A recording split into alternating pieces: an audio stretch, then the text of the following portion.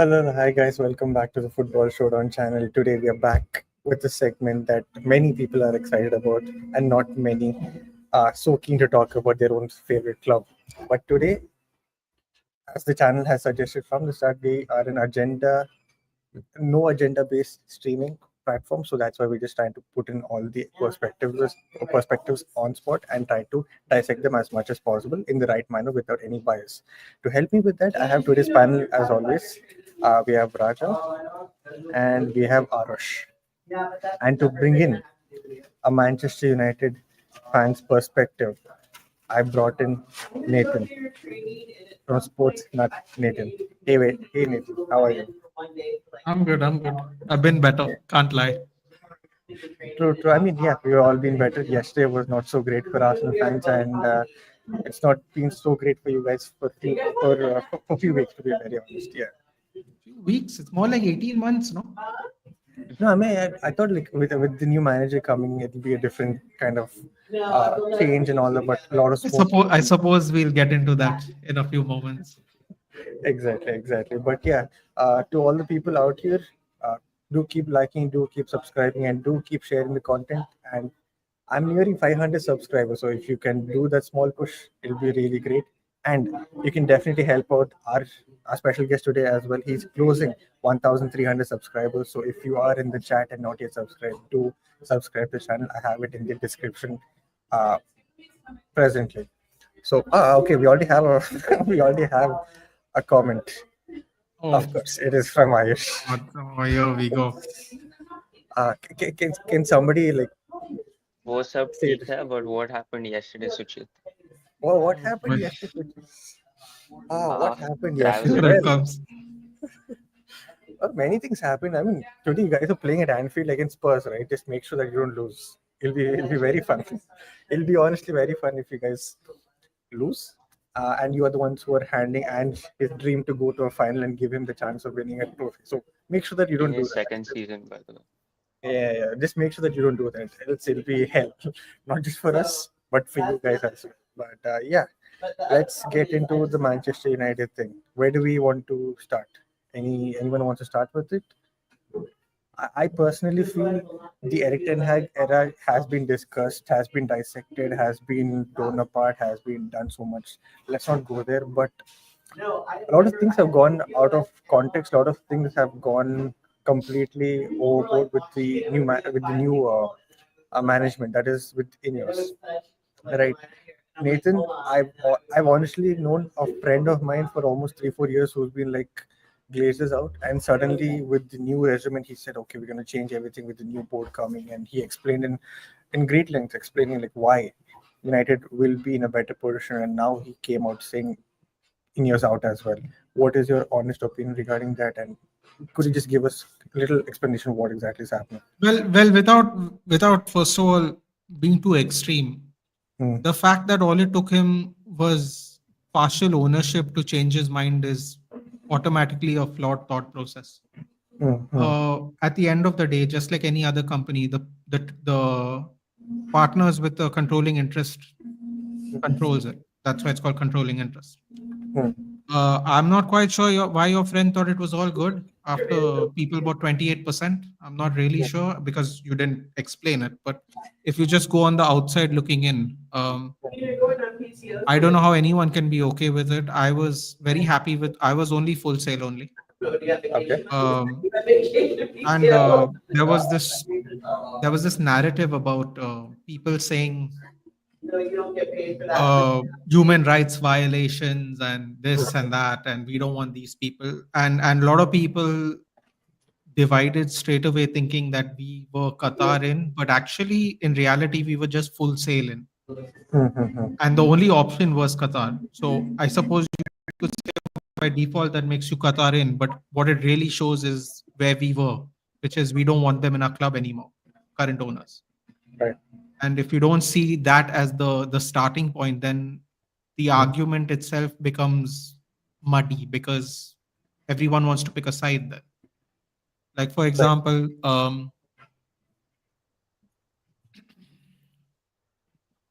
the same people that say human rights violations don't get Qatar in, Hmm. Just on a side note, I don't know, maybe you guys know, maybe you guys don't. It doesn't really matter. But there is this Qatar has their fingers in a lot of pies. I assume you know that. You might not know what pies, but you know that. Hmm. Hmm. They have partnerships in a lot of their supermarkets and daily usage kind of places in England. So every single person that says human rights violation, knowingly or unknowingly, good chances they are using the facilities that these people control.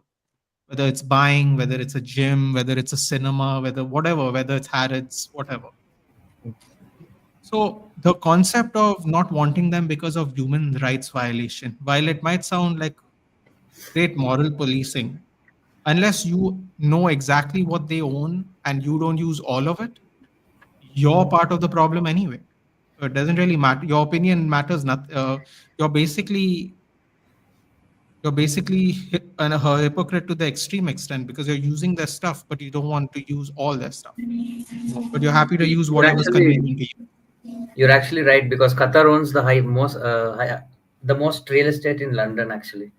Hmm. See, but it's not even that, dude. For example, I don't know the name, but I remember reading it somewhere. They have like their fingers in the supermarket chains. Bro, everybody's shopping in a supermarket. Well, let's be real. Who's not shopping in a supermarket? Like True. I'm shopping in a supermarket and they don't even own anything here. Like it has nothing to do with where you're from. It's like whoever can afford to build that facility and you use it, you're taking advantage of it. Period, point blank. Who gives a shit where they're from? You're using it.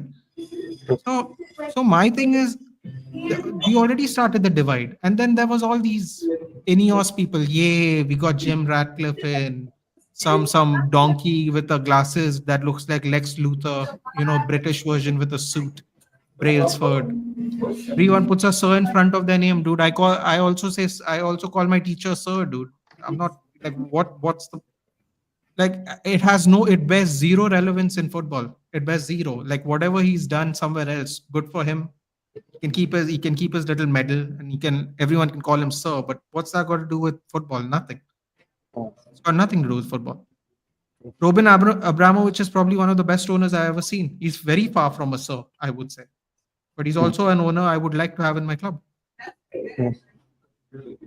So like that's why if you can elaborate why your friend was so happy to have Sir Jim Ratcliffe, who by the way, I don't know if your friend knows this, but the 5 years before they owned Nice, they were in Europe more times than the 5 years after Jim Ratcliffe owned them. Right. So I don't know what your friend's smoking. Can I have some first of all? And second of all, I don't know how minority partnership is a good thing in anything. Like I don't know how people think minority partnership is a good thing in any business. Hmm. So if you care to elaborate, I would love to know because it doesn't make sense to me. But basically, there is a divide, and the divide started from there. And now everyone wants to turn back, and it's too late. Hmm. I mean, vaguely, I remember him saying regarding the changes in the board, getting a sporting director, Nah, getting it's somebody. it's all good. Sorry to cut you off. That shit doesn't matter because at the end of the day, the board guy doesn't pay anything. He Hmm. doesn't pay for anything. He doesn't Right. change the ticket prices. He doesn't Hmm. he doesn't sack the people. Like at the end Hmm. of the day, management sacks the people. The board of directors just stand there. They get a Hmm. wage. They make their board look credible based on who they pick. That's why. Okay, tell me something. So Alex Ferguson was part of the board all these years. Now he's not. Right. That alone makes their board of directors not credible. That alone, irrespective of who else is on that board. Hmm. Because there's nobody in that entire club, up to down, that is actually more qualified to talk about Manchester United than the person they just recently sacked. Hmm. So, But like, do you think like from the other perspective, like okay, he's been there for like so long, but hasn't that affected a lot of? I'm just making an assumption. Like sometimes the decision that makes more sense may not make sense to him. So because of him being there, those decisions may not go ahead, and maybe that could have affected a lot of players coming in okay, or business so taking something like that. that is very easy to push back against if you don't mind. Under Sir Alex Ferguson, we still used to take care of our old players in a Okay. pension fund, which we don't Oh yeah. anymore. Yep. Under Sir Alex Ferguson, we used to have a Christmas party for the staff every year, which we don't anymore. Yep. Under Sir Alex Ferguson, we won trophies, which I suppose we kind of do sometimes. Under Sir Alex Ferguson, we forget that. How about this? Bruno Fernandes was willing to pay the bonuses that the staff earned Oh yeah. by I winning read the it. FA Cup final, and Ineos told him not to. Ineos Mm. told him not to pay his own money for the staff. Right. Right. People talk so much shit about Bruno Fernandes. People don't even know what goes on. Like, if I'm being honest, a lot of people, a lot of things people don't know about everybody's club, like each other's club. It doesn't matter how many papers you read. It doesn't matter how much you think you know. A lot of people don't know what's going on. I found this out 2 months ago. The FA Cup was in May. Right. FA Cup was in May. Hmm. So let's not all pretend like we know what the fuck's going on, first of all, because we don't. Let's just be real. We can give you our opinion. We can come to certain conclusions based on evidence. But to act like we know everything is bullshit. Hmm. Under SAP, we were able to get away with cheating too. I have a bone to pick with you. I'm waiting to talk to you in particular because you know me and you have a Dallo thing that we have to sort out, and I'm going to sort it out with you. Joke, Nathan, love you. I know, dude, but I have to sort out this Dallo thing now. I have a bone to pick with you, sir. I'm going to invite you to the channel soon. I have a theory on that, which I guess we'll prove soon now that Dogu has come. But Hmm. uh, you know, if you're going to nitpick on like what's happened before and after, I mean, the idiot comes out and says, Hmm. Fulham have a higher ticket price than we do, but leaves Hmm. out the part that Fulham's in the most expensive neighborhood in the most expensive city in the country. He forgets that part, or Hmm. because they like economics so much, he doesn't mention that there's a scarcity of seating in Craven Cottage, as i.e., less seats, therefore more expensive on average. He is so unaware of what's going on that people are screaming at him, £66 a ticket, sir. And he's like, do you want to take a photo quickly? We'll take a photo. I'm like, yo, how old are you, dude? They're right next to your car and they're like 66 pounds. What are you hearing? Like, what are you hearing? Like, where is the awareness? Then we have some other donkey with glasses going, Mission 2028. I'm like, Mission 2028? Hmm. What Mission 2028, bro? Are you going to war somewhere that I'm not aware of? Are you going to start learning how to cycle so your team can win again? Like, what's happening? Hmm. It's Because yeah, good. no. The thing is, right? You can, if you want to really nitpick, right? You can break down literally everybody's ideas of what is correct and what is wrong. There are people now currently saying we stand with Ruben Amorim. He shouldn't Hmm. change his tactics. At the end of the next match, these players do not know how to play these tactics. Anyway, you know what? We'll keep it all separate. We'll talk about in game afterwards. I'm just saying there are so many points of divisiveness. It's really easy to just like like dissipate everybody in the fan base, and that's why we are at each other's throats all the time these days. Right. But speaking about the FA Cup, I thought uh, I thought the way Eric Ten Hag's situation was handled by your new owners wasn't right. To be fair, he was not given enough clarity whether he was staying or not staying, and then they had to fly out to his vacation, and then tell him that he's staying, and all that happened. That itself was a kind of a red flag, and then giving him the summer, bringing the players that he wanted supposedly, and then sacking him, and then getting Amaron. I know Amaron will get a free hit till the end of season, but for how long? Already you guys are what 13th in the table, if I'm not 13th in the table, closer to relegation than the than top four or like top six. Till when? Till what do you think is the threshold that the board has for Amaron to like keep going however he wants right now? Because he's come out and said a bunch of statements that are like absurd, to be very honest. I think, see, they are absurd. Again, I will just provide a little caution here. Yeah. It's absurd to us because we do not know what the hell is being said to him. Hmm. Let me just put it that he is not a moron.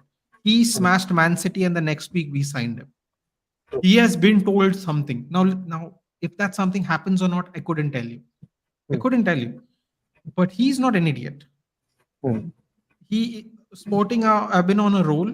They went on a absolute skid after he left. Now they have kind of readied the ship. I think they just made it into the Champions League when they were like 10th. They were, I think, 8th or 10th when he left.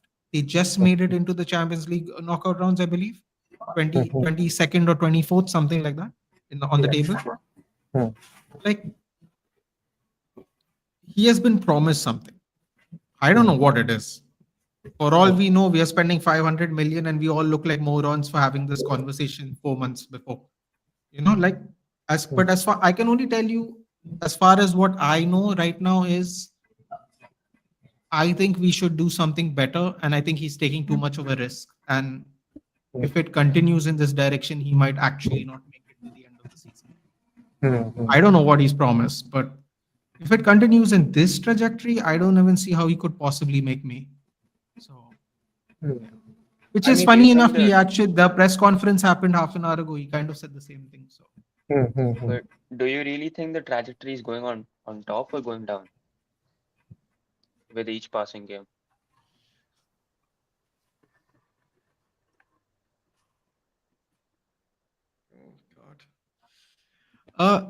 do I think the trajectory is?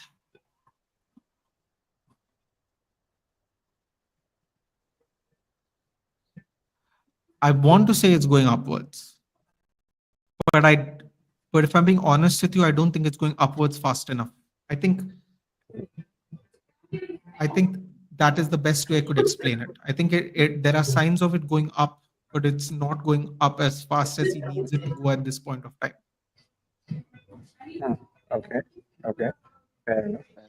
Uh, After been reading too much, and I do not know who that person is, but I'm assuming he's someone who's well spoken. I do have some good vocabulary. I'm not so bad. But yeah, uh, I do agree with Amaron coming out and putting out statements because I felt a lot of reality check is needed. Right, he's come out and said a bunch of things that we've been bad.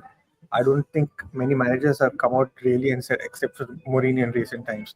And but what I don't agree about is how he treated the Rashford thing in the media, where he said, "I would rather play my goalkeeping coach out there than a player who's not 200." Yeah, so he corrected that the next week, right? So here's the thing I liked about that too, between the 2 weeks of both those press conferences. In that first conference that you mentioned, he also said, I don't think you're listening to me. You all just want a headline. Yeah. So he said that, and then he said, there's your headline. Next week, he said, you misunderstood what I meant. I would rather play my goalkeeping coach or anybody else that is putting in more effort than the people that you want me to pick, basically. Saying I would pick the people that I see have more effort. It doesn't matter who they are.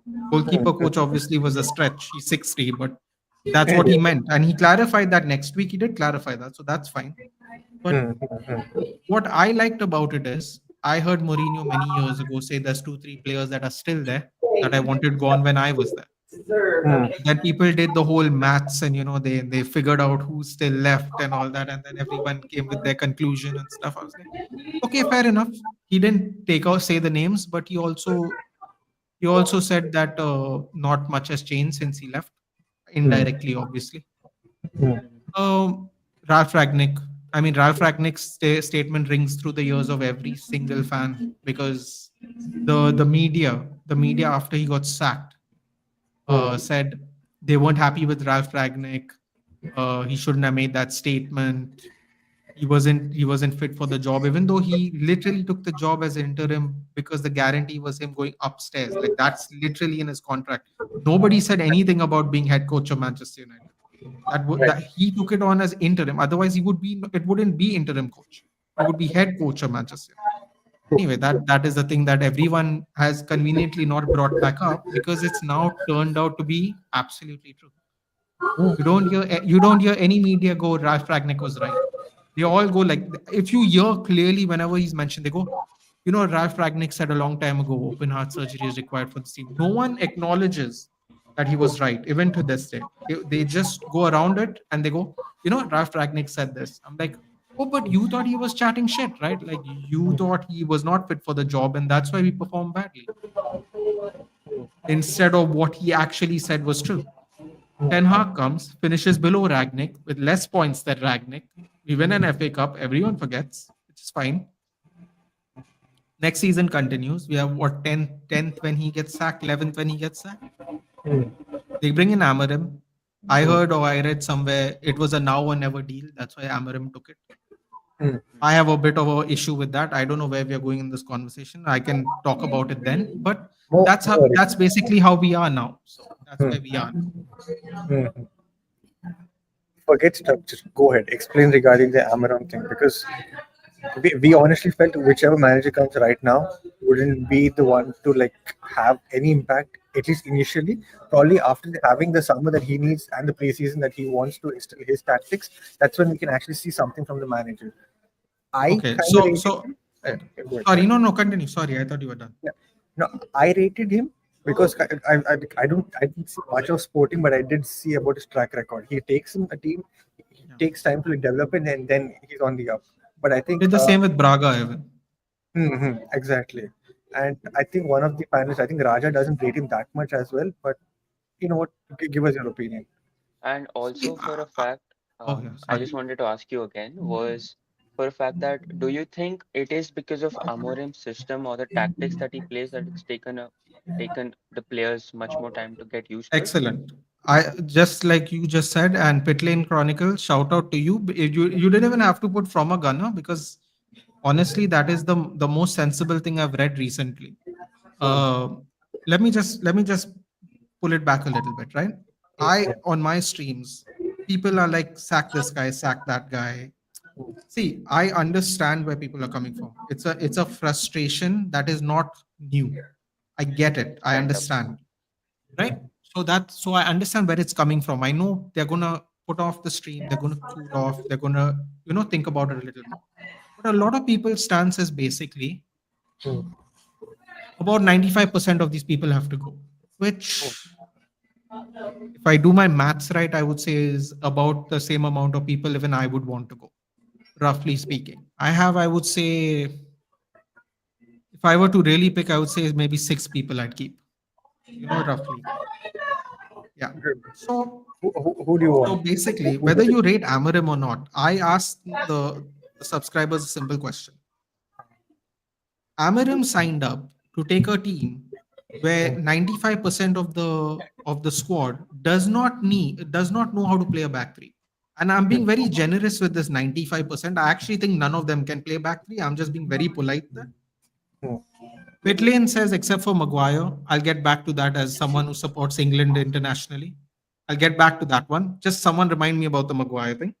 Sure thing. Yeah. 90% of the people cannot play a back three minimum. The other 10% are people who are playing in their first or second season and they have been brought up in a back four system through the youth. If I am to believe we kind of play the way Jurgen Klopp has played, which is right down the levels, we have the same formation so we can bring people up, you Hmm. know, homogeneously, Hmm. naturally into the team.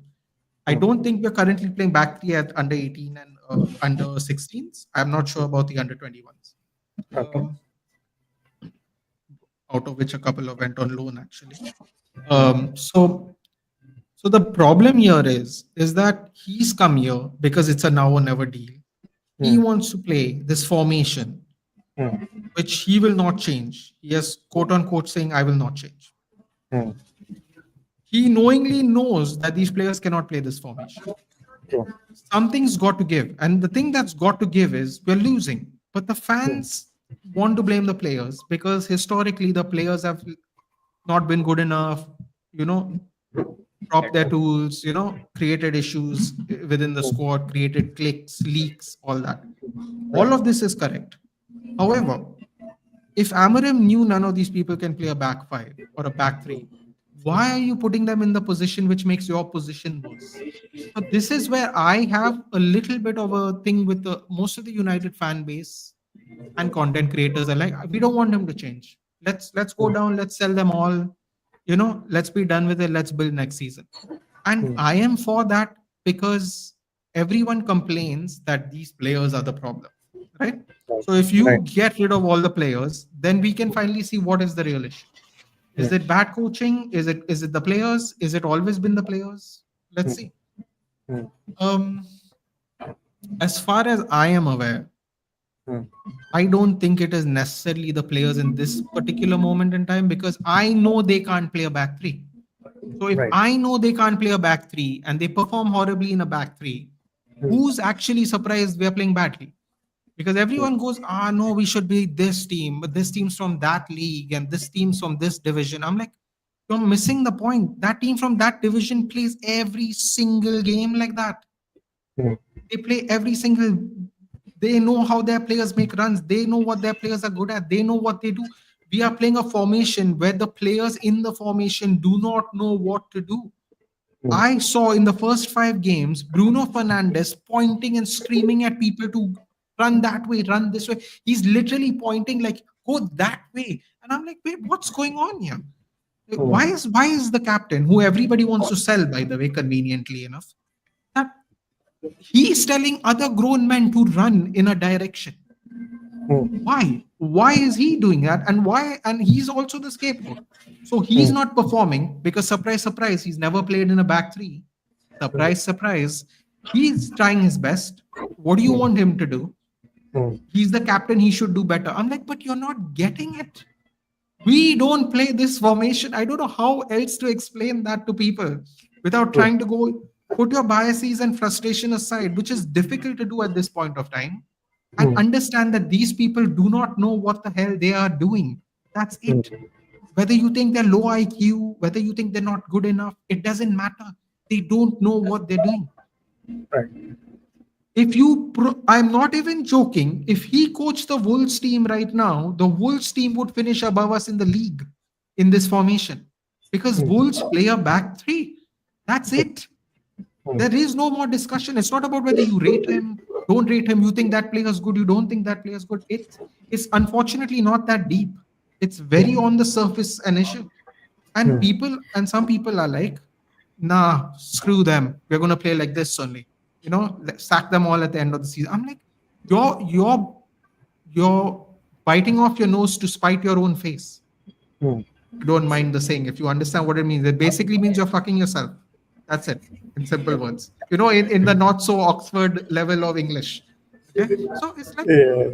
I'm like, what's going on here? So you all just are all sitting down. You all just want to get rammed every game and then go sack him, sack him, sack him, and then wait till May. It's like, we have to all come to a conclusion that one of two things is going to happen. We are going to go all the way down, however low it is in the table. We're not going to get relegated. Even I know that. And we are going to get knocked out by whoever, whether we can beat that team in a back four or not. We are going to get Hmm. knocked out by everyone in the cups. We have Hmm. to come to these we have to be okay with these things. And I Hmm. don't think the fans are okay with these things. But also the fans don't want Ruben Amorim, or enough fans don't want Ruben Amorim to adjust his formation, because they are upset with how the players have performed over the years. So it's like, it is this thing where people just don't know what to do. Like Hmm. they are just in the middle. They're like, we're just going to go with the season where it is, and then we build in the summer. My issue is very simple: Hmm. play back four till May, sack Hmm. who you want, all of them. You want all of them gone. You only want to promote youth. Do it, Hmm. but do it in May. Why are you doing it right now when there's no time to train these people? We had training sessions, and we drew with Liverpool, where I thought we were winning, and we beat City, because those weeks we didn't have games in between. We were doing really well because he had training sessions to do. But my Hmm. thing is, you're gambling your training sessions with a squad that doesn't know how to play with it, and then 3 days later you want them to get 3 points out of that every week. I don't think that is as easy a task as everyone's making it sound. Yeah. Yes, yes, Amarim needs to understand that the current personnel are not ready for the setup yet, and try to do the changes in the background to get the ship going. All United fans need to be ready to suffer. True. Yeah, and the other thing is, I heard content creators, I've heard people on Twitter and go like, why should we change the formation for these players? I'm like, because the players are playing the game, bro. This isn't Yeah. FIFA. I'm not giving you the controller to control them for the rest of the season. These idiots are playing the game in that formation. You're screwing us only. Like, yeah, why should we change the formation? I'm like, no, that makes no sense. Like, what is this like? Better than thou kind of, screw all the players kind of mentality. We are doing it to Auntie. And I know a lot of people are going to disagree with me. and they're going to go, this is not the right mentality to have. You have to back the manager. It's not about backing the manager. It's about what do you want from the season? Do you want to finish 16th and be knocked out of all the cups without really giving it a shot? Or you want to use the personnel to the best of their extremely, and I'll admit this, extremely limited ability? You have, that is the option you actually have. So you can play them all out of position, 9 out of 11. Onana, I don't know what Onana's position is. Let's assume he's a goalkeeper. Okay? Because he's not worth a sack of shit. And everyone that gave me shit on every stream that says it was the right time for David De Gea to go, hide yourselves, humble yourselves, and realize one thing in life. Manchester United fans, no, do not know what they have no until it's gone. And David De Gea is a prime example of that. Today, people will still say now it was the right time for him to go. We have a goalkeeper who doesn't even have a 50% pass completion rate, and he apparently is good with his feet. Let's just move on from that, bro. Let's just move on from that. Anyway, He that's does- not the point. He does have No. 50% pass rate. Pull up the last game. Pull up the last game on SofaScore or something. Pull it up. They're Let's doing that. let's do By this. then, I'll agree with I'll Nathan when it comes to talking about Amorim changing his tactics, playing back four, because he reminds me of Ange. He'll be Yeah. like my way or the highway kind I'm of so thing. glad you said that, Raja. I said Amarim is starting to sound like Ange and Martin, and one of them is getting sacked today, and one got sacked 2 weeks ago. That's what they have in common. So, Oh, one is getting sacked today. the only reason he's not sacked is because of the semi-final. Yeah. I think he's going to get sacked if Liverpool hammer them today. Oh, Simple as I mean, that. yeah, they don't want to make the same mistake as they did with Mourinho. I still Yeah, can't which believe that I have to admit was a mistake, because you have to let him finish the job. Even if he fails, you have to let him finish the job. He has earned that. Saves, one save. one save, two conceded, diving is one. 77%. Oh yeah, Accurate passes 77% in the Crystal Palace game, right? 10 long balls, 3 completed. 3 long Because balls, why? that's all. They were trying to make him hoof, na? Mhm. 10 long balls attempted, 3 completed. That's the same game in which Mino was playing false nine, right? Yeah, Oh yeah. that is Yeah. also the. I mean, That is another thing I didn't understand. Like, how are you having Man, Hoyland and okay, Xerxes? I'd Yeah, say this, but Hoyland is one of the only players who's accustomed to playing a back three. I mean, this system, because he's come from an Atlanta system under Gasperini.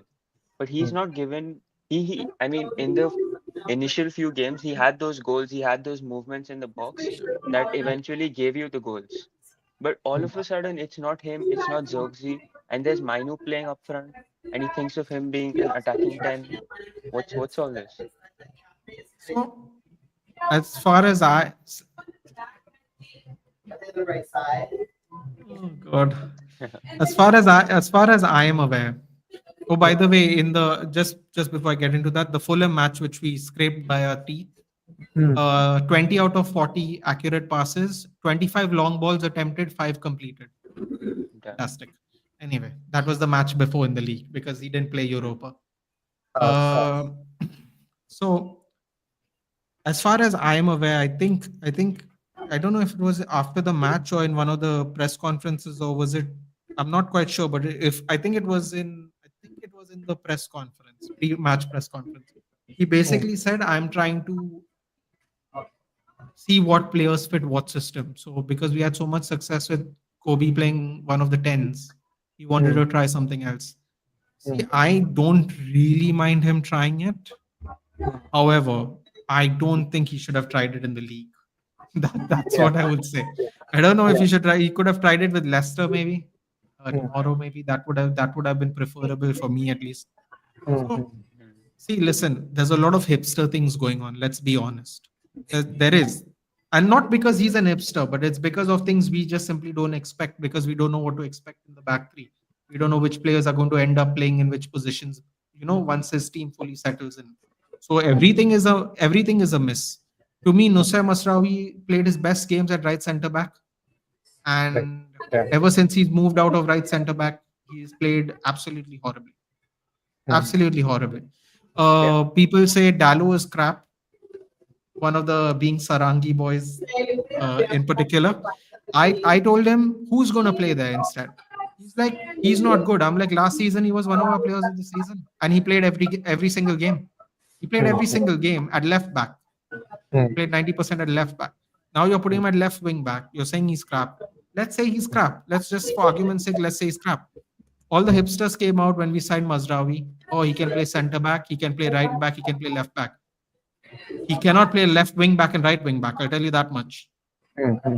He Is the- cannot play those two positions. And those are the two positions he has outside of center back. So he spent 45 minutes at left wing back in the last game and he got hooked. So if you're trying to tell me Diego Dallo is not better than him at left wing back, Amarim is the one who disagrees with you, not even me.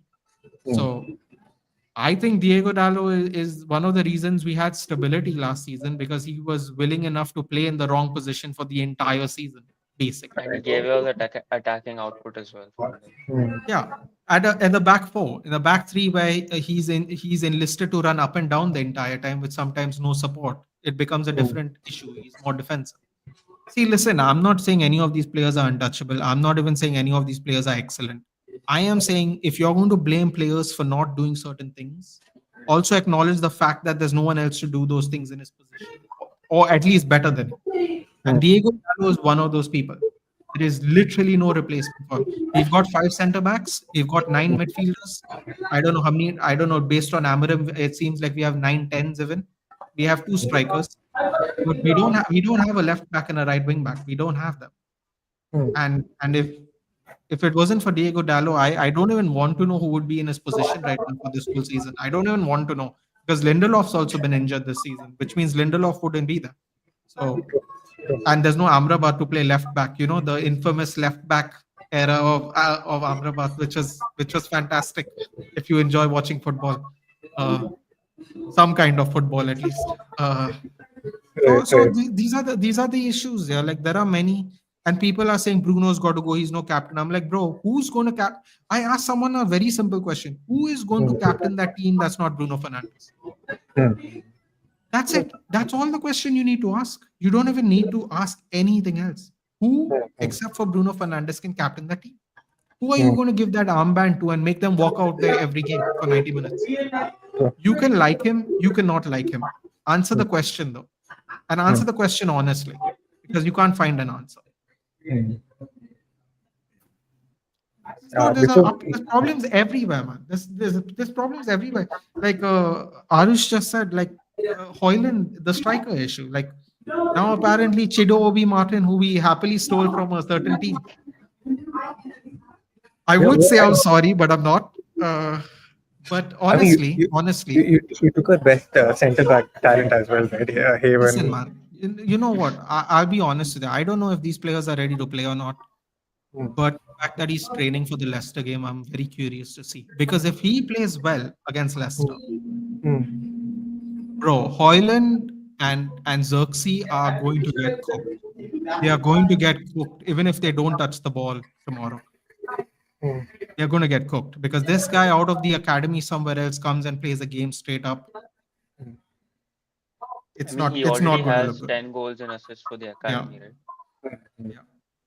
It's just not going to look good. And I honestly I don't want him to even start. Although I'm excited to watch him play because the nightmare that is Twitter is going to be so bad.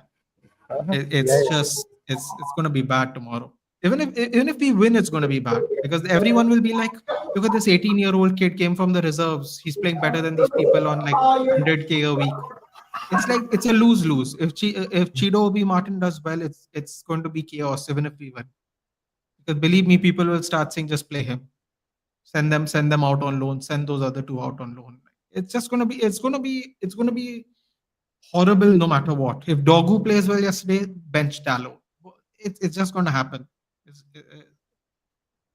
February is going to be interesting. Let's just put it that way. February is going to be interesting after all the signings we've made. So, I mean, if he somehow starts and scores, I think your forget United timeline. I think the Arsenal timeline will also be cooked because the fact that yeah, we don't have another striker, and with Havertz being there, with many Arsenal fans not agreeing the fact that he is a good player, it will be genuine chaos. It will be proper head loss. See, I understand why Arsenal fans don't think he's a good player here. If we are being very honest, if we are just pulling back the curtain from our rivalry, academy players can be extremely hit and miss. Extremely. Right? You're not going to get a Saka or a Menu like every season. You might get someone of the talent level, but not of the consistency. Won't get of the consistency of those players. So, as famously Paul Pogba said, Ravel Morrison was head and shoulders the most talented player in our FA Cup youth winning year. And Paul And Pogba he was won an a World Arsenal Cup. fan, So right? and Paul Pogba won a World Cup, so you take it how you want. Like you can take it. He said it way after. Like recently, I heard him say it again. Said when someone asked him how was Ravel Morrison, he said, I mean, there was nothing like it. I've never seen anything like it. So you can take his word for it. Fortunately, he had personal issues and it derailed his career completely. Yeah. But again, that's another issue about being a youth academy player. Like when you get swept up by the lights, it can be real tough, man. It can be real tough. And that's why I think the smart thing to do now is do what we are doing. We're sending like Joe Ugal to Walsall and um, Dan Gore to Rotherham. So far away, like you can just focus on football. I think Spurs did it wonderfully, right? They sent Harry Kane to Norwich. I think that was a brilliant move. Norwich was like where it really picked up in the end. We sent Lingard to I think QPR. I think there's a lot of players that people don't know that we have sent on loan. David Beckham went on a loan to Preston North End. I don't know if you know that. So, sometimes you need to push the players away from the club so they can develop more, so they can use them again. Uh, the Chido Obi Martin thing is going to be interesting. When I heard he was training for the Leicester game, I was like, this is signs of a disaster in general. Just because if he does well, somebody's going to get cooked. If he does badly, somebody's going to get cooked. It almost doesn't matter the I That's think true.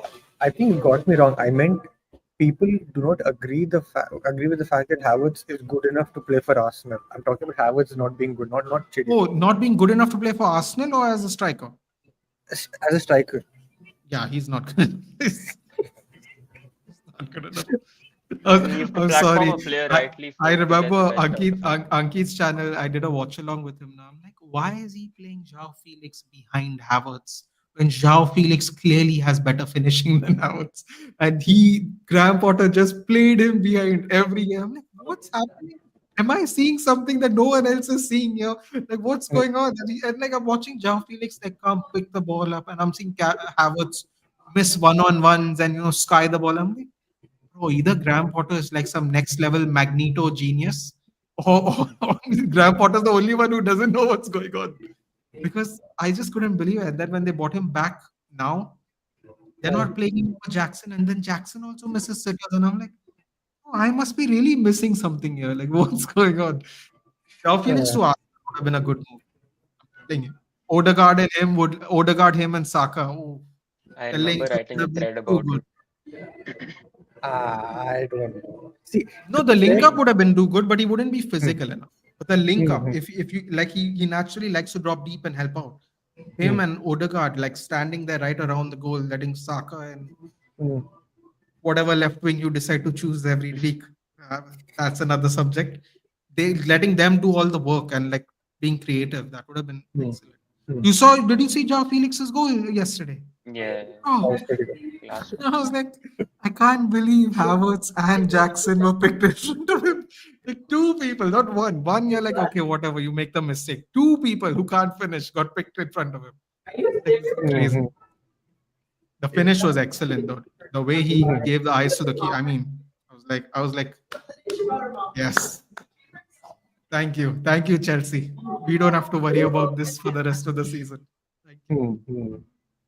And you told us to remind you regarding Maguire. What's your opinion regarding Maguire in the back three? Yeah.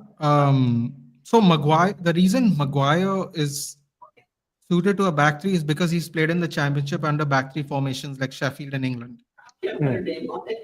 But that was also when he was young and faster, which he's neither of now. Mm. So that's an issue. But even Maguire isn't intended to be a starting player. So even if Maguire can play back three, he doesn't want him to start. So it kind of also doesn't make any sense. Doesn't matter.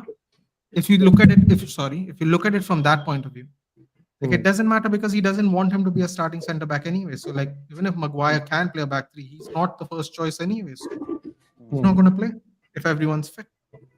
Hmm. So that becomes another issue. It's like even if people can play, they aren't selected as first choice. So becomes the same thing at the end of the day. We have a bunch of players that don't know how to play the position or too young or aren't preferred. Comes to the same thing really. They all just sit on the bench or are not picked or not good enough. It comes to the same thing.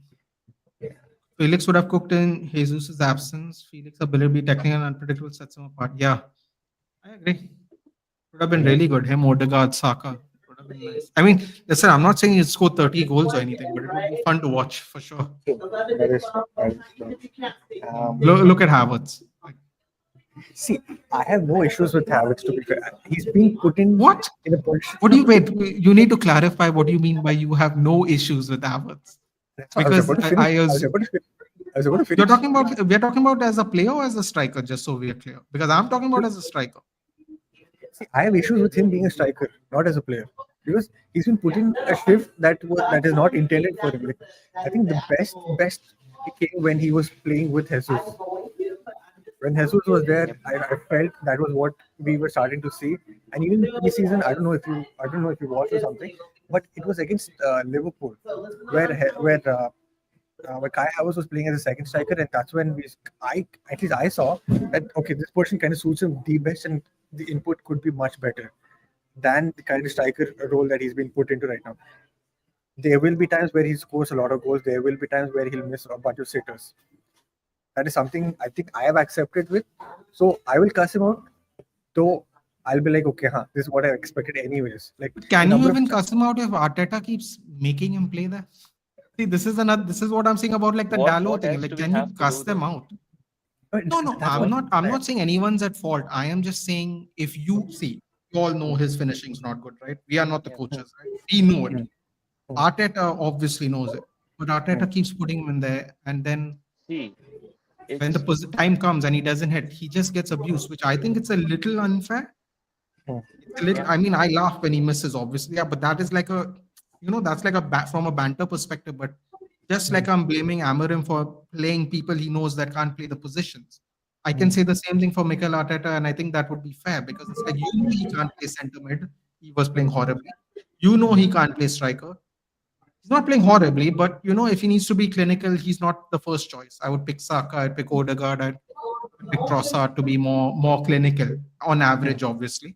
mm, Uh, but you keep putting him there, and then you keep putting him. There's mounting pressure on him when he keeps missing, which means his confidence will eventually start going down. Which means mm, you can't get the maximum out of the player because the player himself will have doubts on what he is doing on the pitch. Because let's be honest, the Arsenal fan base is very vocal. Like even if you can't stand them on Twitter in general, like they have that when we are not happy with you, no, you're going to hear it, no, until there's actual improvement, like all the time. mm. For example, the Xhaka thing, you Right. know. So, which by the way, don't know how I feel about. I understand his frustration because he's getting like death threats and all.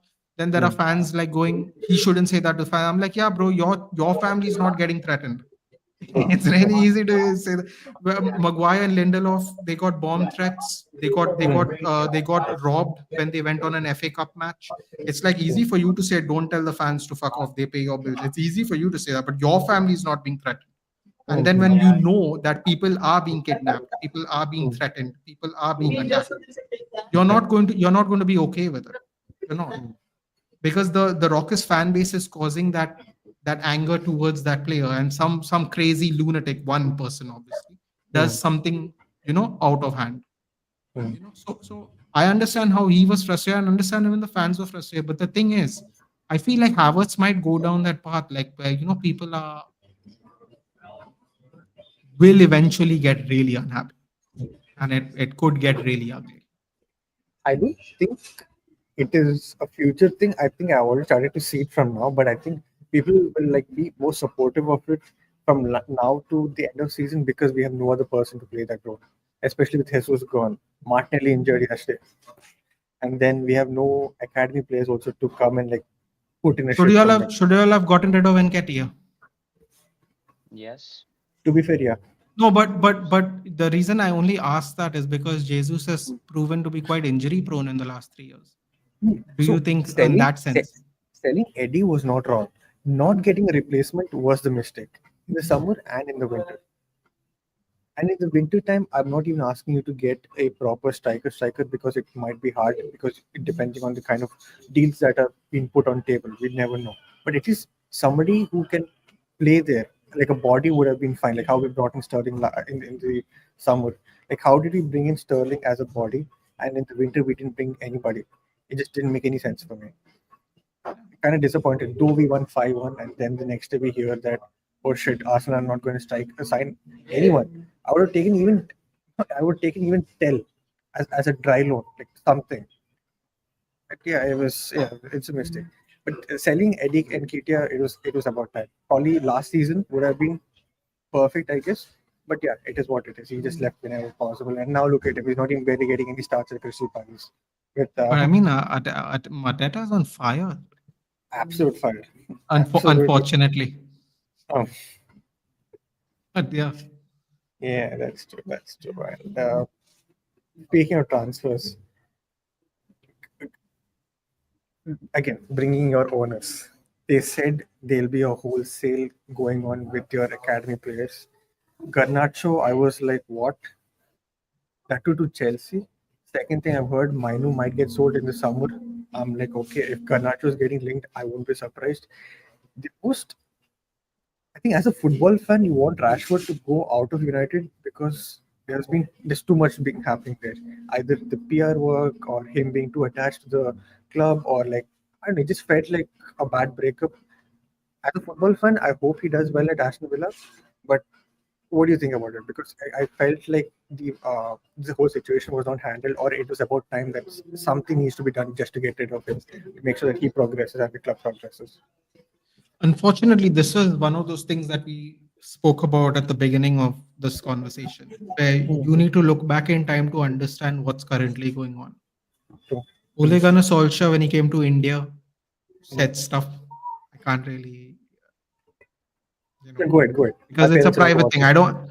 No, no, I'm just saying I can't say it because he privately told people who came to support him in India, but he, Okay, he okay, okay. kind of said some Mm, stuff about what was going on when he was there. mm, Ragnick is Ragnick. Mourinho mm, was tumultuous with him. mm, Um, Eric Ten Hag had reprimanded him a couple of times. mm, The Belfast thing and coming late for the Wolves game once before, few mm. minutes late. Yeah.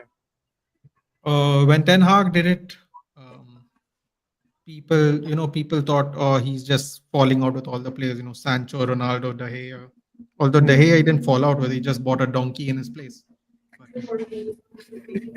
uh, Uh, yeah, so these was some. So when I noticed that every single time when we get rid of a player, there is one player that's still left that is still in the headlines, still doing PR work. And then when Amarim was like, you know what, I'll just play my goalkeeping coach instead of him because I'm kind of fed up. I'm like, yo, it's finally happening. Like, there is yeah, someone who in present time, as it's going exactly. on, said, Mhm, no, we're not doing mhm, this anymore. So I was like, this is great. Also, just for the record about this whole Rashford thing, that a lot of mhm, people don't agree with Amarim how he addressed it, right? That this was before he clarified it next week, right? Like what he meant to yeah. say, because obviously English is the second language. But Mhm, let's just say he didn't clarify. mhm, Every week you're asking about Rashford when he's the coach and he picks the team. Let him mhm, be the coach and pick the team. Otherwise, you mhm. can do the job if you're qualified, True. right? You do the Mhm, job if you don't like how he's doing the job. Wait, but mhm, that's not your job. So shut up, right? Like, mhm, he's not picking him. He's fit. mhm, He's sitting on the bench. He's not picking him. mhm, That's it. mhm, What are your thoughts of when is Rashford going to play this game? Then is Rashford going to play that game? Then when is Rashford going to... Dude, he left today, right now. Did you see the press conference? It happened like half Uh, an hour before you called. Okay. Oh, your thoughts on Rashford going to Aston Villa? Oh, my thoughts on getting rid of my own player. My Mhm, thoughts. Like, Okay. Uh, Thank you. Like, I don't know, what are you supposed to say? The guy let him go on loan. Didn't play him for the last 1.5 months. And there's still someone in the press conference wasting a press conference question that we could actually be interested in listening to. For example, uh, will you use Banter in the game or not for Leicester because of his Arsenal performance? No, we get your thoughts on Rashford going to Aston Villa on a loan that I co-signed, so you can go away. Hmm. I'm sorry, I don't have a journalism degree, but I feel like the answer is, in the question itself, and you just wasted everybody's time here. So Right, right. my thoughts are, he doesn't want to run here. He doesn't want to play here. He wants to wear some ridiculous clothes and go watch the UFC. Hmm. All good, bro. Wear your baggy pants and your weird earring, Hmm. and like do your thing. Yeah, you're a grown man. Do your thing. If you start running in Aston Villa, everyone's going to flaunt it because then everyone's going to know it's a you issue. It's not Hmm. anybody else. It's not all the managers. It's not all the teammates. It's Hmm. not all the pundits and all the detractors. It's you. If you Hmm. start Hmm. putting 100% effort in Aston Villa, you Hmm. haven't done Hmm. it in Hmm. years. It's everyone's going to see it. Yeah. You're going to, only person you're exposing is yourself. Hmm. You're not going to expose anybody. If you Hmm. start running, if you start tracking back, if you start scoring goals, if you start crossing instead of cutting back and shooting, Hmm. these are all things you should have done everywhere else all these years. Hmm. So I am okay. He's gone. I have no issues with him going. It's been a good time mostly. It before it becomes too bitter, it's better to leave. So I'm very happy he's gone, and we can also move on, dude. Like I told you, you guys didn't know. Yeah. Another Rashford question when he's not even here, so we don't have to deal with that anymore. Thank God. I And mean, that it is made. why, Okay. by the way, that is why Amarim had that outburst, which you mentioned, the Hmm. goalkeeper Hmm. thing. That's Hmm. actually the question that made him do that. He's like, Hmm. I know you want headlines, so I'm going to give you a headline. Hmm. Rather Hmm. do Hmm. this. There's your headline. Yeah. So, Okay, since we are talking about transfers here, like Ineos came in and they changed all the sporting directors and they recruited Ashworth and other guys, Omar Berada, some all of these guys. So, like, what do you think like happened with Dan Ashworth leaving? Like, what do you feel about that situation? see, I would love to say I know what went wrong, but I don't. First of all, it started off wrong. Someone leaked messages that we were illegally poaching him. And then he had to serve Hmm. that gardening leave where we had to pay that fine Hmm. because we didn't pay his contract off. We had to pay gardening leave fine because what we did was not ethical. Hmm. I don't know if it was illegal or not, but it was definitely not ethical and you could get sued. So we had to do this. Either we had to face the gardening leave or pay what they want. We paid what they want. We got him. They weren't happy with his. I know he was there for 4 months, dude. He wasn't even there for 4 months. And they were like, we are not happy with him. I'm like, okay, Hmm. they sack him. They give a guy that they have hired for one position. They don't give him a promotion. They make him do two jobs now. So either we didn't need him, and that's why he got sacked because there was too many people upstairs doing recruitment, or Ashworth said, "I don't like what y'all are doing, Hmm. and I would like to go if this is how it's going to be." See, we always use the word these people sacked this person, but we don't actually know if this guy said, "I don't want to do this. This is not what I agreed upon. I'm going Right. to go." Hmm. Hmm. We'll never know because they have a hush. They have what do you call it? NDA, Hmm. which is bound. So it's like maybe in a year we'll find out like how Van Gaal came Ole. out and said things, Ole came out and Ole said came. things, Mourinho came out and said things. So who's gonna wait a year to listen to that guy say anything? We are already in enough trouble. But the point remains the same. The point is that we don't really know what's going on. We can only Hmm. assume that they did the best for the club by sacking him again 4 months later. Hmm. As far as all these new sporting directors are concerned, I haven't seen anything that shows we're moving in the right direction because now we started the recruitment for a back four and then we got a Hmm. back three coach in the bit in between. So now Right. the whole recruitment process gets turned to the side until May. So I can't really comment on everyone else right now. Unfortunately, I'd love to give you a comment on them, but I can't Mm. because now everything is essentially changed. Hopefully, next season, all our youth academy and everyone's playing back three two, so we don't have to deal with this ever again. So right now, it's a 5 out of 10. If you ask me how to rate these sporting directors, I am undecisive because there's not enough evidence to go one way or the other. I hope I Definitely, answered your question, Raja, because I'm trying not to get angry when you ask me these questions. I mean, it's a platform for you to like express however you No, like. but So, it's not even about that, right? See, I can go on a rant, right? And I could mm, tell you exactly how I feel and exactly what I mean. But at the end of the day, I actually don't know 100% of what I am saying mm, is accurate. mm, That is why when you ask me about the Ashford getting sacked thing in 4 months, I'm like, he could have said, I don't like how y'all are running things. I'm going, which mm, in that case makes the whole opinion of hiring sporting directors very different. mm, mm, They sat there in, let's say, in June. They went, okay, we're doing this, cool. It sits there in October, goes, oh, you have changed your mind? I'm out. It could have happened. It could have happened. There's plenty of people that go to a job one day, they go, they've had enough, and they just walk out. They're like, you know what? Keep your money. I'm gonna leave. Give me my notice. I'm out. And that's right. what could have happened. But the way they put it obviously in the paper, because Ashworth is not the person paying the paper or leaking to the paper.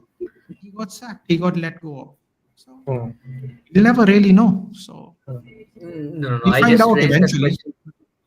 Yeah, I just raised the question because like when Ineos came, like took the ownership, and they like leading up to this, they put out all these PR articles on Athletic saying that this is a new era for us.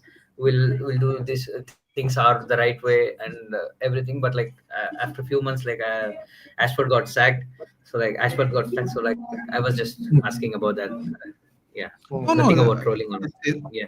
no, no. I know you're not trolling. I'm just saying that I could easily lose my mind. But the thing is, I don't know what I'm losing my mind on. When you ask me these questions, it brings out a natural frustration because, as mm, I've said from the beginning of this conversation, if you look back in time, the frustration is mounting towards the players, the club, the owners from mm, 3, 4, 5 years ago. It's just come to a head now. Like everyone's like sack everybody, get rid of the owners. They're mm, breaking down the stadium. Like it's coming to a boiling point now where everyone is just fed up every week. So every week everybody's fed up. So like when you ask me this question, I could easily go on a rant, but the thing is, I really don't know who's at fault there because we'll never know because of mm, how contracts work. So I could literally only tell you this after the 1 year NDA is done and he comes out and he does a whatever, a tell all, and then we finally know what happened and why he got sacked. mm, So mm, I know you're not trolling, but it is very troll worthy because you do something illegal, you buy him out of his contract, and then you sack him yourself 4 months ago. It is an absolute troll worthy thing. Like I wouldn't even be mad if someone was trolling because it's stupid. Because the whole thing is he sits there when he becomes new owner, he sits there with this stupid posh accent and goes, hometown lad, and I'm from some fucking some village behind the stadium. And then there's this Lex Luthor guy with glasses on, and they did cycling together, whatever the hell they did elsewhere. And you're mm, sitting there and you're going, this guy saying all the buzzwords, and after you hear enough buzzwords from enough people, you go, okay, dude, we'll just see what you're doing, and then we'll come to the conclusion because all these words your assistant wrote that went to Oxford and took an English class. We'll get back to you on that one. Now I mm, sit there and I go, these guys have all said all this nonsense, and I'm like, let's see what happens. The thing is now, see, why do you think people are already fed up with them? mm, Because we have heard this before. Managers, owners, players, we've heard it. In 3 months, we're already fed up with them. We're like, you know what is it? 4 months of a full season, they've got it. We're already done with them. We're like already tired. We're like, mm, we're not in the mood to hear this anymore, kind of thing. mm, mm. So yeah, Yeah. it's one of those ones. Mm. But yeah, you know what? We've had enough of like you all the sad shit that is happening right now. Beating Arsenal in the FA Cup in the most dramatic way possible. Arsenal not scoring is one thing, and then giving it, and then you took complete. Uh, how do we say? Took the full opportunity with both hands and ended up winning, and now facing Leicester. Are your hopes high, or do you think it's more like a game where you're gonna test your youngsters and just see how things are going? No, we will not do that. I've realized I don't know when's the next manager we're going to get who does that, but Ruben Amorim will not be that guy because Mhm. first of all, I appreciate that he tries to protect them. I do. I am. If you told me that this was a friendly tomorrow, I am almost certain he would pick 6 youth players to play in that squad. Hmm. I'm almost certain because I think it will be his way of saying to the owners, once the season starts, I don't want these 5 guys who aren't picked to be here. It would be like that. So Hmm. um, I think he's protecting the youngsters. I do think he's not going to have an option in protecting all our youngsters. I don't think he's going to have that option. He's going to have to play somebody down the road somewhere. Could be Obi Martin. It could be Collier getting into the team now much more permanently. It could be Yoro cementing his Hmm. place at 18. I don't think he can. I don't think he's immune to that. I think if he had it his way, he would be immune to that. But because of injuries and how badly we are playing, I don't think he'll be immune to that. So yeah, I Maybe we'll think get maybe we'll get a chance to see like Dorgu, like your new signing. for the Leicester match, I don't see why not. He's not. I mean, I shouldn't say he's not fresh. I should say he's fit and he's Hmm. been playing football, so he's He's ready to gonna be go. left wing back, right? Yeah, Yeah, I left of that. mean, left wing back. No, I it's am fine. so disinterested until I see anyone play now because I don't believe anyone can. I was telling you about the Mazraoui thing, right? Like the Right, right. hipsters came and said center back, left back, right back. Bro, he Okay. can't play. He can't play left back. I'm telling you now, whatever people say, he can't play left back. That I much mean, I know. I don't know about anything else. even the game versus Arsenal where he played like the left center back, he Yeah, absolutely locked our right hand side with the true. performance he put up. Center back. I'm telling you, he's officially not a fullback anymore. If you play him at fullback, you can forget it. It's a waste of time. Maximum he'll help the defense, but in terms of attacking, I don't see it, or rather, I have not seen it yet. Uh, Highly Dogu sought left. out. Yeah. This is get ready for this hipster one. Y'all will enjoy this. Yes, yes. Dogu can play left wing back, but he can also play right winger. And Yes, when I heard that, I was like, Oh my God. that's like the punt you have to take for a person that are going to be signing for a when I project when like I this. heard that, no, when I heard that, my heart sunk. I'm like, here we go again. When you hear the words "can play," no, it's never a good thing. That's what I've realized now. I've realized no matter how smart someone is, no, how expertly they speak of football, the moment they say "can play," no, you're like, It's not looking good." The moment they say they can play that way, no, I'm like, now, you tell me something, right? Hmm. Saka went from left back to right winger, right? Hmm. Mhm. Can you name me 2 other players that have done that? Anthony. No, I'm talking about 2 actual players. Uh, And I'm just for the record, I'm not talking about one game. I'm talking about can play, as they like to say. Mm. Kingsley agrees with your team. Gareth Bale, I think. Gareth Bale. Gareth Oh Bale yeah. played left back, left wing, and then he moved to the right. Oh. Mm. Yeah, Yeah, Hmm. Yeah, he started as that left back. Yeah. famous run.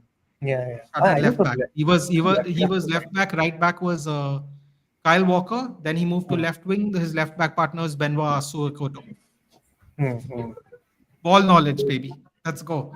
I can have ball knowledge. How do you like that one? I'm going to use that now. Can have ball knowledge too. No, but my point is, can you name 2 other players that have done that Uh, consistently? Yeah, yeah, it's very rare to like completely hmm. different You know role. what? That's a nice way of saying it doesn't exist, Raja. Hmm. That's a very nice way of Yeah. saying it doesn't exist. And the moment I heard left wing back and right wing, I'm like, bro, how this is not even the same thing. Like he's left wing back in a back three, but right wing is only in a back four. There's no right winger that plays in a back three formation. I'm like, so wait, he can play back four and back three. So are we going switching to a back four now? Like what's happening? Because if we're switching to a back four, I'm going to be very happy tomorrow. Let me be very clear. I'm actually going to be very happy tomorrow. But then I'm going to watch him at left wing back and I'll be like, yeah, here we go. Yeah, left wing back. Let's go. Everybody's out of possession. Like this is great. Only Onana who forgets where the midfield is. He's playing in goalkeeping. He's doing something over Yeah, there along the Dorgu. lines. I scouted Dorgu a bit back in the days, like when he was at his club. But like he's more of a left back. I'd say like not a left wing back. I don't know like what was the thought behind signing him as a left wing back, but we'll see. He reminds me sadly of Nuno Tavares, man. I can't lie. Oh, thank you. That's lovely to know. Fantastic. No, Tavares. I mean, Wonderful. guys, the whole point of We bringing don't up have enough crap already. We just bought some more. Lovely. the whole point of bringing up the Leicester thing is to not pile upon all the shit that United are going through and all this. No, I mean, but see, these are good questions though, because Dogu, by all accounts, if you were to believe the fan base, should start because everyone's fed up of Dallo. So Hmm. I mean, based on popularity, I think everyone would happily play him at Hmm. left wing back tomorrow. The thing is, it's a lose-lose, yeah. If we play him tomorrow at left wing back, he has a horrible game. People will say it will take time for him to acclimate. It will take time for him to play in the Premier League. This league is different. See, the thing is, no, unfortunately, there's a lot of lose-lose going around for us these days. One is, the manager won't change. Two is the players aren't good enough. Three is the owners don't care. It's like a lose-lose no matter what. The thing is, the only thing you can do is mitigate losses. Now, tomorrow, for example, let's say we have Dogu up front, Heaven at the back, Martin up front, and we somehow win 1-0. There'll be a part of the fan base that like that's the last we have seen of Dallo. Loan out Roy, Rasmus or Xerxes. We don't need three strikers. Sell three of the then we've got our new centre backs. Some of them will be right because maybe they will be good enough, and that's where their origin story starts, if you will. Uh, it's mostly lose lose because tomorrow if they all three play and we get hammered, he's too young to be taking on Vardy. That guy's too thin to be taking on Westergaard. Left hand side's locked up by Justin. And like it's just lose lose, dude. All you can do is mitigate losses. I'll take a 1-0 tomorrow if someone scores with their ass. I don't care. Like really. If there's literally bounces off their butt and goes past the goalkeeper, I'll celebrate like we won the World Cup. Simple as that. Because that's where it is now. Like pretending it's not there, it's a lie.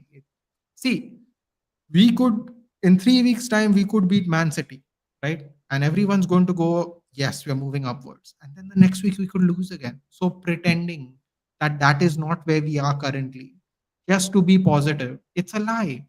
It's not real. So tomorrow we could finish with an FA Cup and finish 15th and win the Europa. And then there'll be certain fan bases that will say we had a better season than Arsenal, Chelsea, Spurs, Aston Villa, everybody except Liverpool or whoever wins the league, which is most likely Liverpool. Right? We'll have the second best season, but then there'll be a fan base, but we finished 15th. You shouldn't celebrate this. It's papering over the cracks. No matter what we do, somebody is going to have an issue. There's going to be fan base split, no matter what we do. If we win the FA Cup and finish 15th, they'll be like, this is not good enough. We should have been in the Champions League spots. We only got a Europa spot because we won the Champions League. I mean, the FA Cup. So it needs, it needs. So it's one of those things. It's genuinely one of those things. Tomorrow, if I come and we troll Leicester City fans, they'll be like, we're only 6 points up below you. Aha. It's lose in any position, any kind of position you think about. Sad, So it's man. like Sad. take it one game at a time, see how high we can climb. I still say we'll finish eighth. I mean, I don't even know if that's I don't even know if that's respectable, but considering where we are currently, I think by the end of the season it would be respectable. I say Hmm.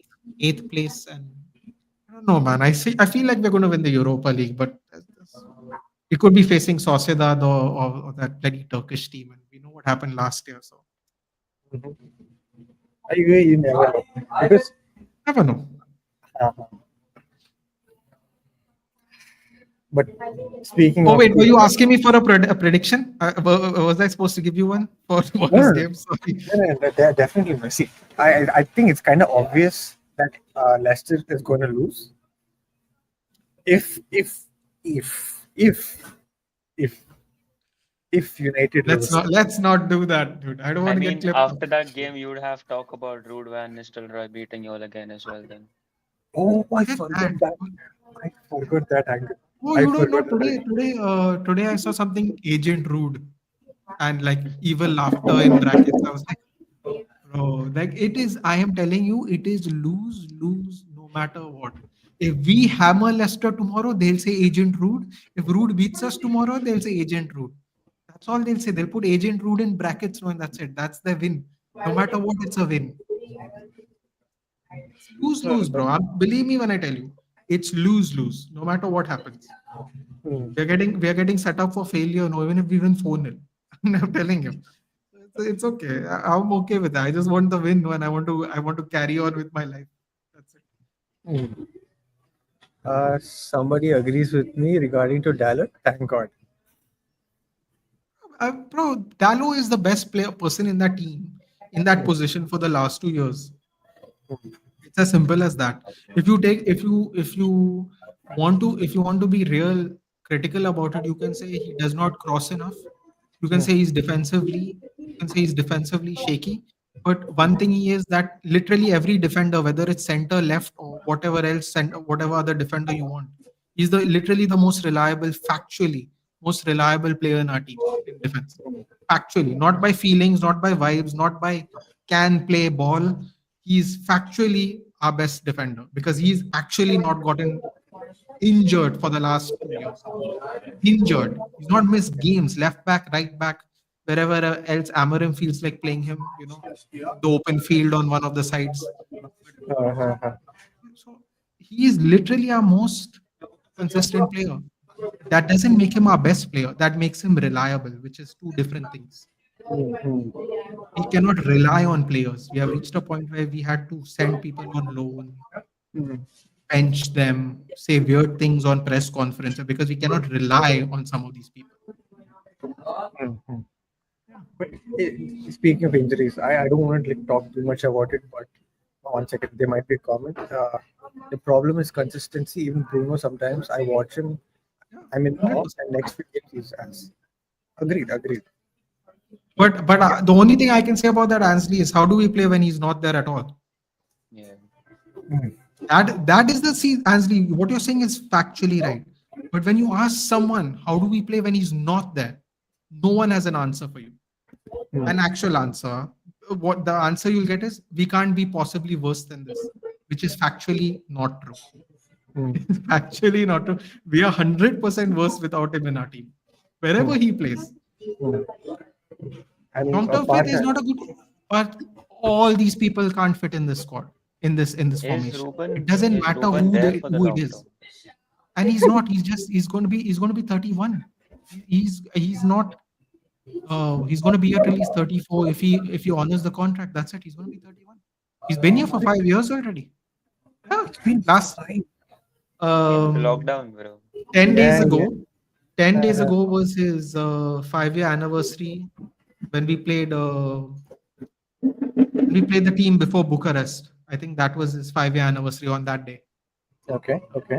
Uh-huh. Whatever Wow. European team we suffered against that day, 5 years was his anniversary. 5 years. I mean, yeah, makes sense. So forget that. Forget that. How Okay. about this? 30 plus GA average in 5 years. Hmm.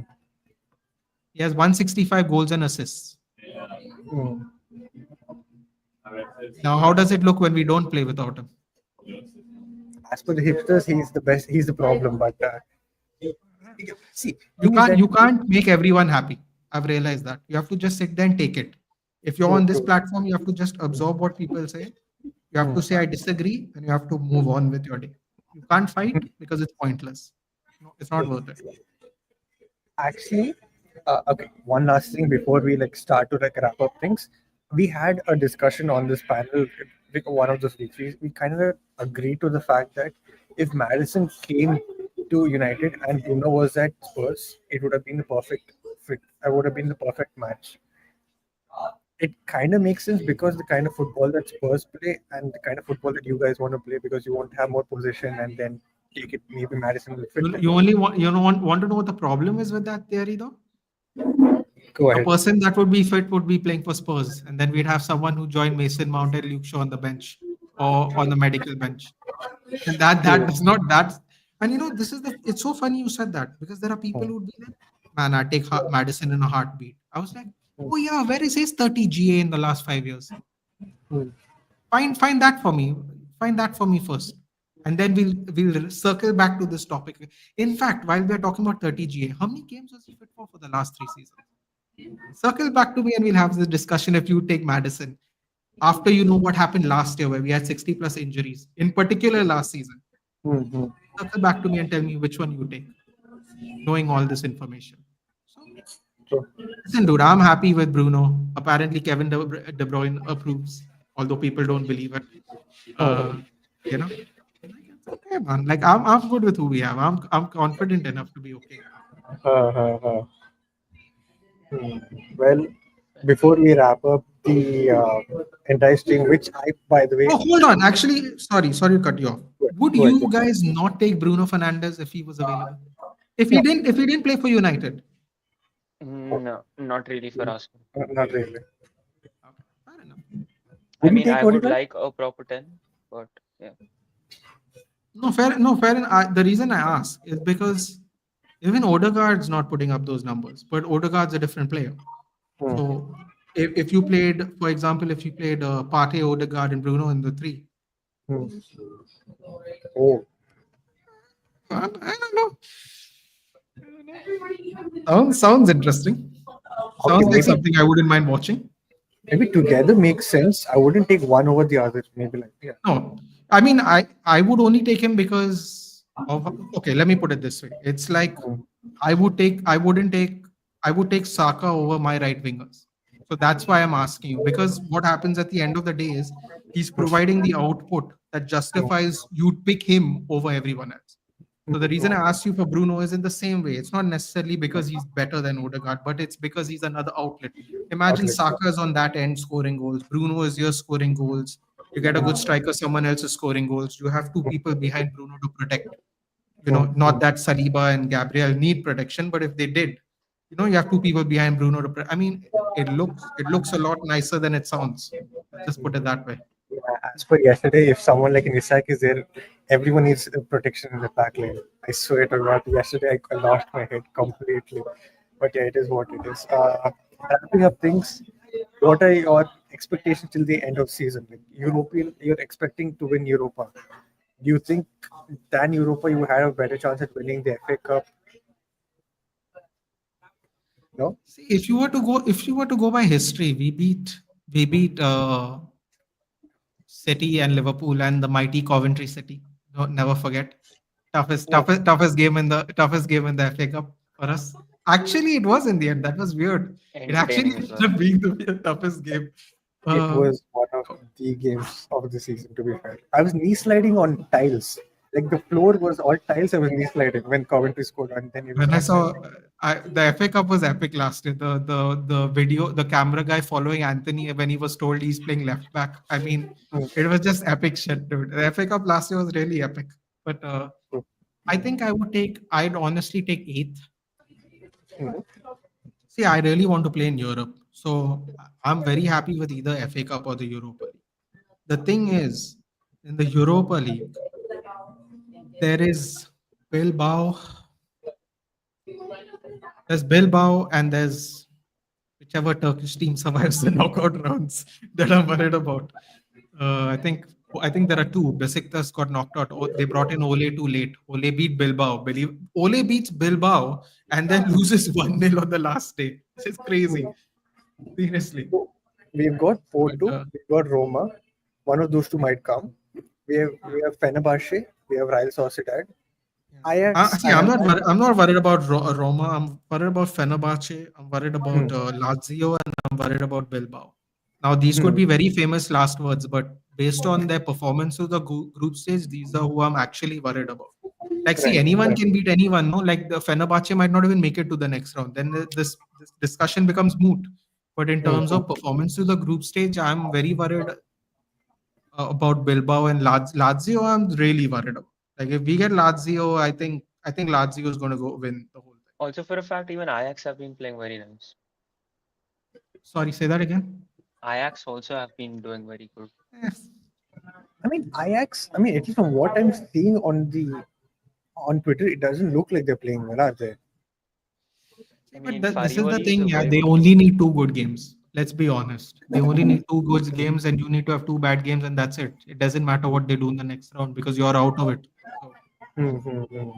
Ainsley says he's a Barca fan, by the Sociedad's way. also Ainsley, good. Not gonna lie, I think Sociedad were better when we faced them in the Europa League. You know, when we famously got the rigged Europa draw, we got four of Spanish teams in a row.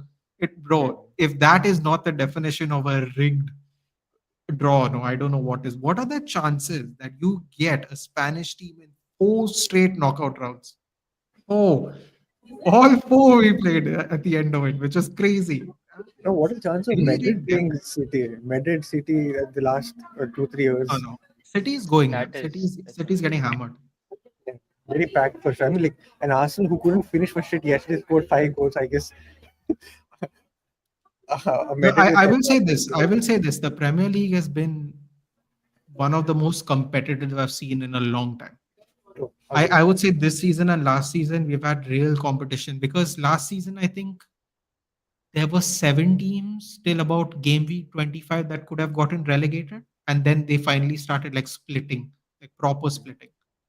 Like so about 25 games, there was like between like 8 and 13, there's like 5 points, and then like between 13 and 20, there's like 7 points, and you're like, bro, this could be a really bad season for a lot of teams because everyone's so close to each other. But yeah, Um, Ainsley says that can't say Madrid City defense is insane. Maldinius. Have you seen City's defense in recent that times?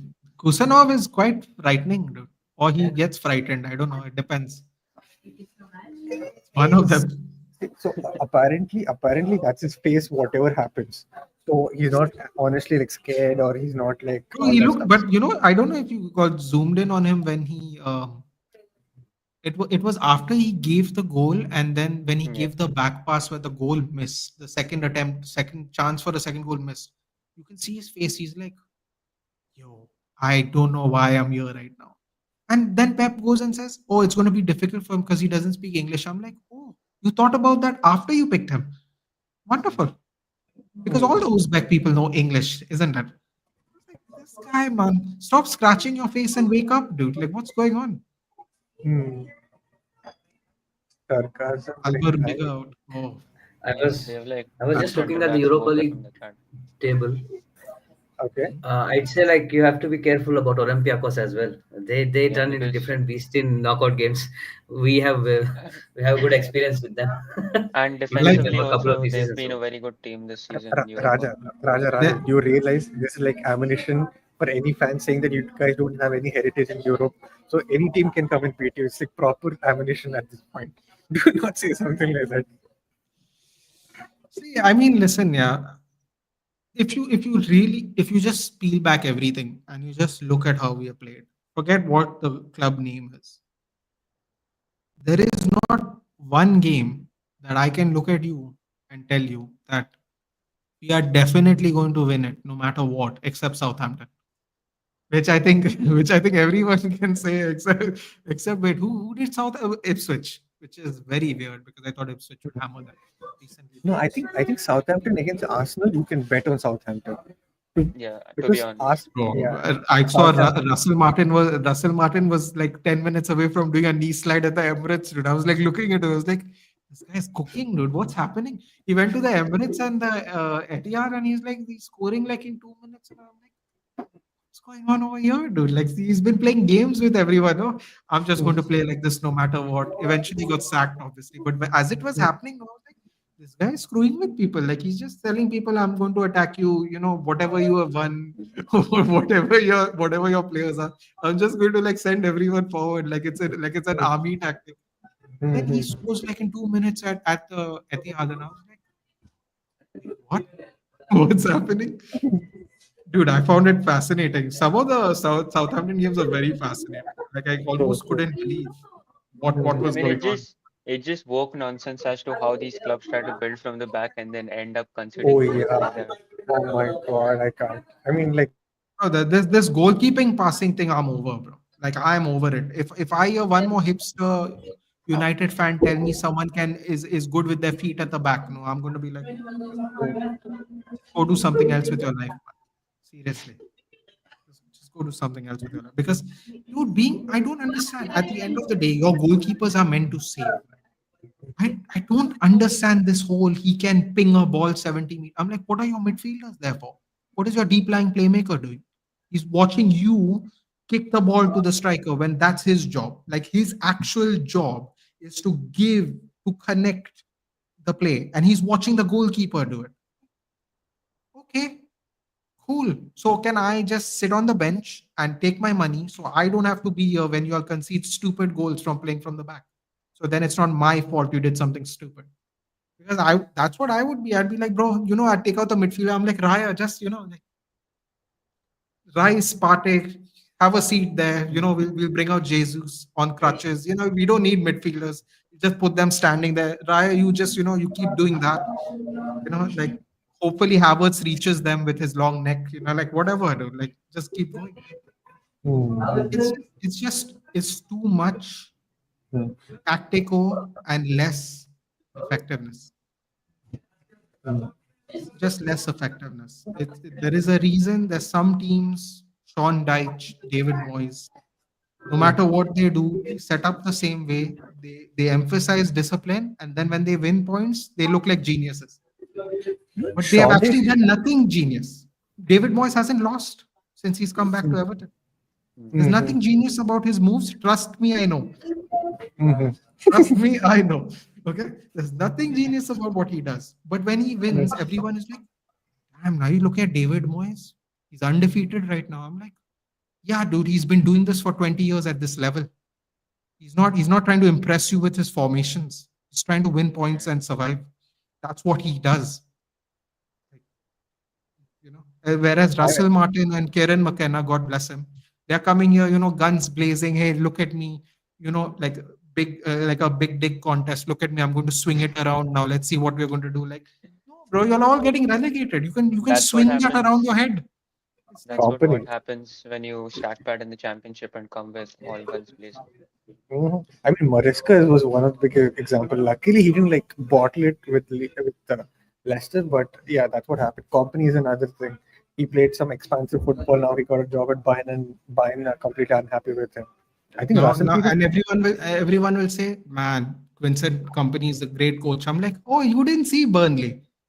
Oh, you missed that season, clearly. Interesting. No, he's at a team where no matter who the manager is, they finish at worst second. That's the team he's in right now. They've never finished above third in at least as long as I can remember. So all they've got to do is be better than one team in the league. They win the league.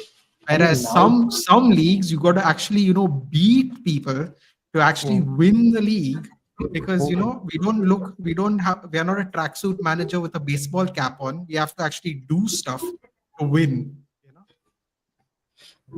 I mean, now this season they lost to Aston Villa. They lost to Feyenoord as well, if I'm not wrong. Was it Feyenoord? Yeah, Feyenoord. Yeah, Feyenoord. They got thrashed. They almost bottled a 4-0, a 4-goal lead against a team that's in like dead end. So Yeah, they're last game they're in against shambles. What Holstein Kind. the last game, right? Kiel or something, right? They won 4-3. Yeah, Yeah, yeah. Yeah, Holstein Yeah, I was Kind. keeping it. exactly. Yeah. On, man. Hmm. But I yeah, mean, they got beaten anyways, 3-0 to Feyenoord. uh losing to They Aston beat Villa was. Liverpool even last day. Yeah. Hmm. Sorry, what Anyways, did you say? What did you say, Suchi? no, this thing, the Aston Villa loss was kind of like a freak loss. Like the goal came out of nowhere and all that stuff. Yeah. I mean, they lost to Barca as well this season. 4-1. Yeah, That exactly. A3 say the poor one. I mean, that Barca is something else, man. I have Poetic. no idea. That Barca is something else. Like, me- Raja, who follows Madrid as well, he can tell you a lot more about like how Barca are playing, or even Angel in the chat can tell us. Like, I don't think they're sustainable, but it's nice football to watch. To be fair, it's genuinely like just all-out attack. Don't give two shits about like defense and all that. But for now, they've been effective. To see for how long that will go and like all that. Yeah. But at least you can say when I if imagine if I always try to tell people, right? Imagine you're paying the price for the ticket, right? Mm. Do you want to see exciting football where we might lose? Mm. Or do you want to see defensive football where we might win 1-0? Like if you were a regular fan, not like obviously if you are one off, you really want them to win no matter what, right? Because you don't know if you'll ever do it again. But if you're a season ticket holder, Mm. I think the reason why Southampton fans are enjoying it, no, because they can at least say they challenged. Mm. I really genuinely believe that they can see people will laugh at them, they will insult Russell Martin, they'll do all that. But at least the Southampton fans can say we didn't know if we had a chance to stay up. But Mm. while we were here, we made the most of it. And I think at least for the first 15 games of the season, they can actually say that. Like I think that would be very fair to say in terms of how the players gave it on the pitch. So I would prefer if I was a Barcelona fan, even if we lost, I'd be like, bro, at least these people give a shit about people coming to watch them play. If you fight valiantly in a losing effort, it hurts a lot less than fighting crappy in a losing effort. Like how we lost to Crystal Palace. No one wants to see that. That's why half of the United fans will say we'll take a 1-0 win and we'll move on to the next game. Because in reality, that is what it is. Like if you're going to be crappy, at least let's win the game. At least win the game. So Yeah. Mm. Anyways, the stream is coming to its natural end. Before we end it, I just want to ask you: shitty season personally. United, I mean, City were winning trophies like the last few years. This season, your arch rivals, Liverpool, and your so-called the history that we have with us, Arsenal, are also fighting for a title. In spite of all of this, as a football fan, what is your prediction for City, Arsenal, and Liverpool? I think City wins nothing this season. I think Mm. Liverpool wins the league. And I think Arsenal will go to the. I mean, it depends on the draw, but I think Arsenal will easily make quarterfinals. Mm. Okay. I don't really I know mean, who's Semis, we who could in the draw lose. because the draw system has become extremely complicated this season. Yeah. But yeah. but I mean, yeah, even I if we think I, do I win, think yeah. even if we do win, we might get Real Madrid. Give me Madrid. Give me Madrid. I'll Actually, take to it. be honest, I would like to face. Yeah, See, listen, I don't know. I don't know if I would say that with the confidence you're saying it, but I mean, listen, it's nice. no, It's no, nice. see, It's nice to at be. least for the experience, we're playing For Champions the League. sake of it. Give me Yeah. Madrid. Yeah, give me Madrid. I do I not want agree. to Like compare. it's better to lose to a team that's going to like possibly win it than go. Yeah. I got knocked out to bloody, Fenerbahce, which probably is going to happen to us. So True, true. So you think Liverpool are going to win the Premier League, like how you I said think it? Liverpool are running away with it. Yeah. I mean, the last three games in particular, the way they have scraped by the Bournemouth game, I was like, come on, man. I was Ah, like, yeah, come on, yeah. Bournemouth. I was like, I saw the Bournemouth game, they won 2-0. I was like, the season. Unreal Honestly, when 2-2. they beat Bournemouth, like, I was like, Bournemouth See, came so close to scoring. Yeah, Bournemouth is like big respect to Iraola. Big respect. area. Too good. Too good. Honestly, I mean that game was very frustrating as a neutral fan. I mean, not as a neutral fan, as an Arsenal fan. Probably we were like over the top regarding every decision that was happening against Bournemouth, but it didn't make any sense. Like they were scoring long range before that. All their long range shots were on target or Hey, on they goal. dived, no, but we agree, right? Huh? Gakpo dived, right? No, no, I no. think That was a clear tackle, to be honest. from the other angle, He No. clipped him, bro. He clipped him, bro. from the other Clipped angle, his he what, By the dude? actually He clipped his third leg. Like, what did he clip, dude? He he clipped did his clip foot their from the back back, leg. bro. He did. Really? Check the He did. right You think angle. so? Check the right angle from the back, bro. He clipped him. Nathan, trust me. Nathan, trust me. We had complete head loss. We probably had the biggest head loss in our entire group chat, but when we saw that clip, okay, we are like, okay, fair enough.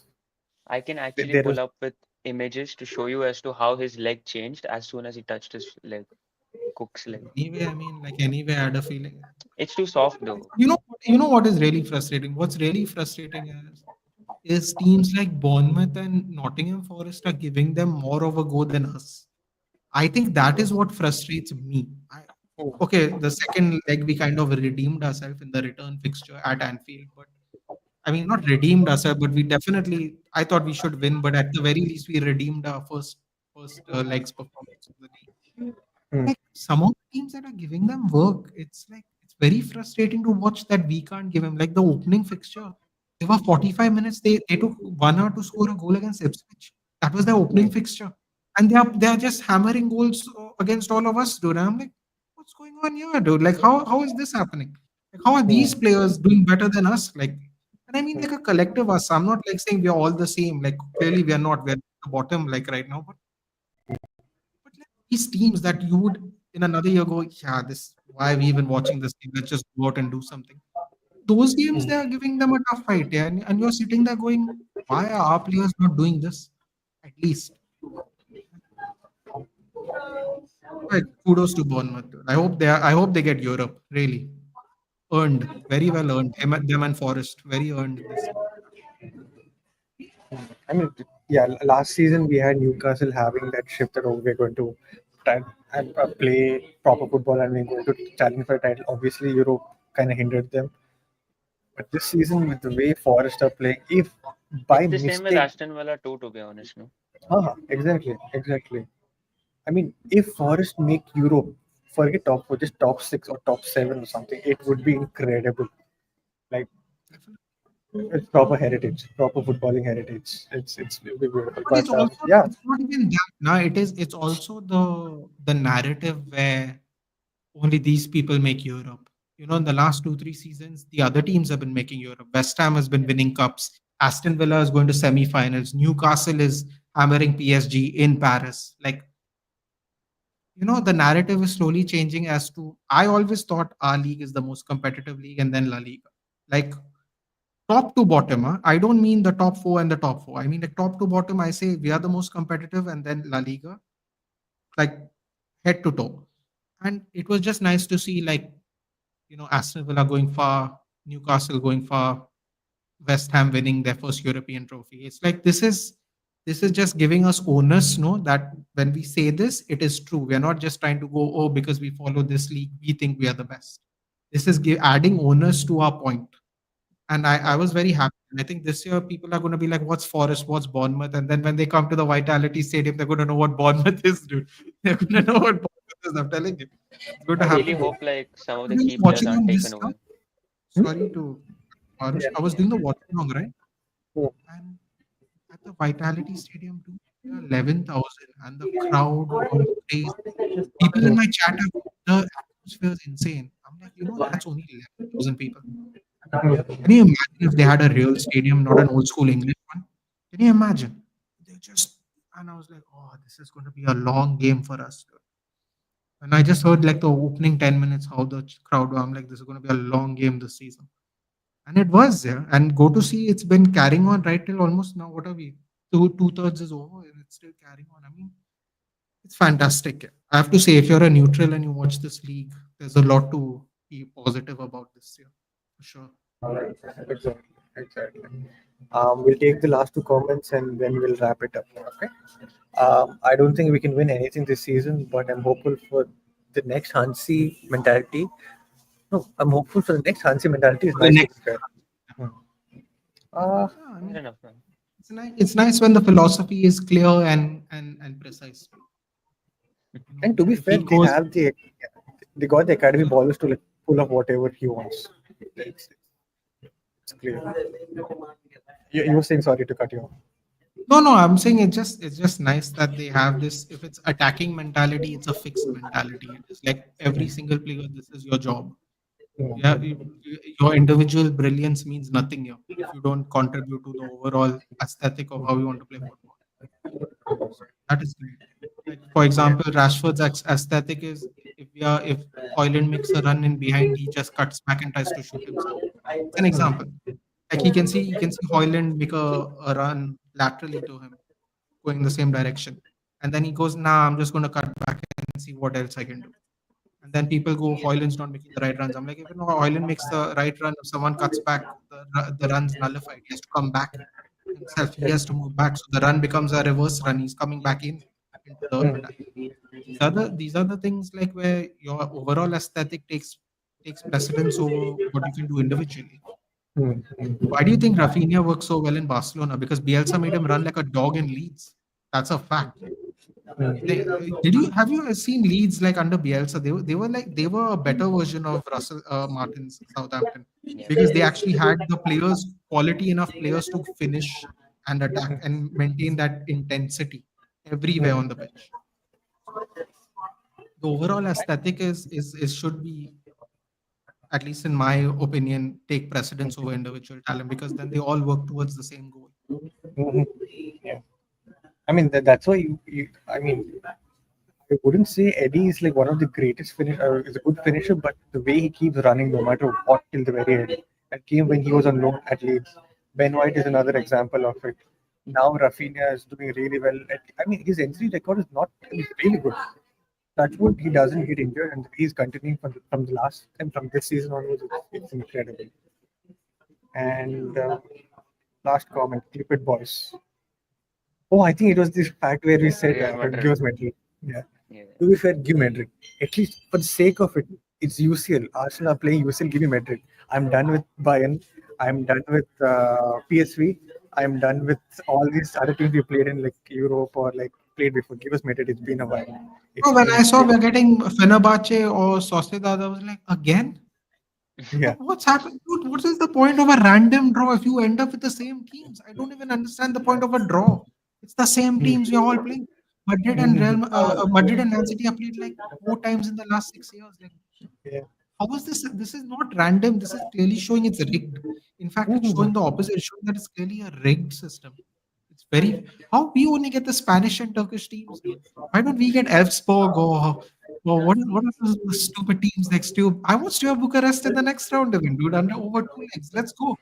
What is this, dude? We only get Spanish teams in the Europa League, dude. That's it. Spanish and Turkish. It's criminal. Yeah. Serious. True. True. And just yeah. I don't know. At least because of the league system, we would get some other team, maybe like a Juventus, or maybe I mean, we didn't get Inter. I'll tell you that. I am happy with that, but maybe like a Juventus. Or I mean, we're supposed to be getting AC Milan in the next round now in the quarters. Mhm. Yeah, nice. It'll be nice. It's like I'd favor y'all, honestly. sorry. I'd favor you guys to beat AC Milan. Hmm. And Yeah. on our day, if Bukayo is back, hopefully. by Bukayo March. has to be back. That's right. Saka has to be back. It's And fine. It's Havertz, fine, guys. Havertz in the midfield, dude. Let's go one more time. Havertz in the midfield if we have a striker, which we don't at the moment, so no. Hmm. Why can't you play Trossard as striker? Because we Left don't have wing, left wing. see, we've changed our complete dynamics ever since Saka has gotten injured. We used to be a right-hand side dominative team. We've changed the whole overloads on the left-hand side where Trossard is the creative force. Because we know he can cross the ball, he can dribble through. So those overloads are worth because of Trossard. Martinelli won't be able to do that. So it's just that currently. And he's not gone back to playing Trossard as a center I forward mean, I since he suppose played the 2 seasons. I suppose the nice thing about playing AC Milan is you'll be playing against people you're quite familiar with. Yeah. Hmm. Pulisic, Tomori, Abraham. Yeah, Some familiar. I'm Rafael. interested to know Damian. how Rafa Leao would be kept Yeah. quiet. Urian Timber on his day can keep him, considering What how about that? Hmm. What about even Rafael Theo. Leao? I mean, if Bukayo is fit, he's gonna come up against Theo Hernandez, which is another big battle. And to be fair, he's done well against him, right, in the French team. No, Yeah, he yeah, never played. French. I mean, he's played. He did right in the World Cup that England. Wasn't it Lucas though? No, I don't have. Lucas is the boring one who plays center back. Yeah, for Oh, Bayern. oh, That too. oh. Is he at Yeah. PSG now? I think Yeah, he's at PSG. he's at PSG. Anyways, I enjoyed this conversation. I didn't even realize it was almost 2 hours. Thank you so much, Nathan, for being patiently answering all our questions and like giving a lot of perspective to this. Like the media probably took a lot of proportion about many things, right? The Rashford It's thing, their the job.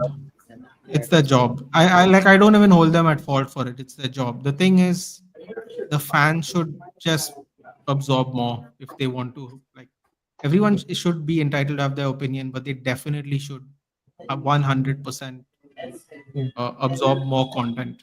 Yesterday there was a absolute on the last note. Like you Mm, said, we've gone on too long, but 2 days ago, Luke Shaw was revealed that he got injured again in training. yeah. But he only got injured. No, no. But Ruben Amorim said today he's injured his other leg, a small part of it, and he'll be training back on Monday. But before Ruben Amorim could say this on his press conference, the fans went, terminate his contract, end him, end the season. We don't want him anymore. So again, it is how much information you are given. All the people originally said was he has picked up another injury. No one said it was long term. No one said he's not going to play for the rest of the season. No one even said he might be gone for a while. Ruben Amorim said he's picked up an injury in the other leg that has no relation to the injuries he had. And someone said that he might be back training on Monday. Now you see within the leak to the press conference, you see what has happened in between. Yeah, yeah. Just in those 2 days itself, the internet exploded. You sacked, you missed this many games, that many games. I'm like, bro, why is no one talking about Mount? Mount has not played for the last 18 months, and we signed him 18 months ago. But they will talk about Luke Shaw, who's come back from a career-threatening injury that has retired Jack Wilshere at 30 years old. And I know you guys know exactly what I'm talking about. I'm trying to tell these people it's a bloody miracle. He plays football. Understand how bad it was. He's had his best part of his career 8 years after the injury. 8 years after the injury, Jack Wilshere asked for his release and played at West Ham because he couldn't stay fit. Like people don't understand how bad football injuries are. Because why? We are so frustrated about how bad we are right now. That is the only thing that takes precedence over everything. I tried comparing them to Jack Wilshere. I told him, you a lot of people won't know who Jack Wilshere is. Jack Wilshere was supposed to be the next big thing in England when he was a teenager. No, I'll do. Thank you. Sorry about that. So people don't know that. I said, you know what happened to him? He retired at 29 and he barely played for England. I try to explain this. People just don't want to hear it. Can't do anything, man. If people don't want to hear it, you can't do anything. That's what I've realized. You have to just go with whatever you have to just go with the flow. You can't fall out with people on this because they don't understand what a bone break in one leg is. Most people in their life won't know. You got to be an athlete, you got to be a combat sports athlete, you got to have a really bad accident for people to understand how bad this is. Because people just don't get it. People don't get it that it changes your life forever, even if you're a professional athlete. They just don't get it. And because I watch UFC, I watch wrestling, I watch a bunch of sports, I know how many people have lost their career because of this injury. I don't know if Ainsley still here. Raja might know. I think a Real Madrid Youth Academy player had to retire early this year because he had Yeah, a yeah, bad yeah. bone. Yeah. Oh, yeah, yeah. 17 years old, he's done. Dude, Luke Shaw got that injury when he's 19. He's going to be 30 this year. He's still fit enough to play football.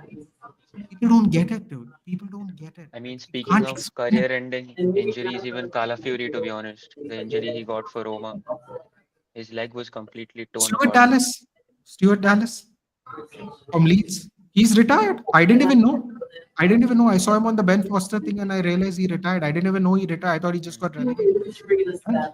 Come on. 3 seasons ago, he was cooking people in the Premier League at fullback. He's retired. We got a bad injury on the pitch and he's done.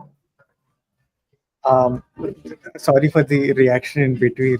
My brother just, I mean, my friend just messaged me saying that the channel hit 500 subscribers. That's why the. Yo, Oh, let's go. congratulations. Yes.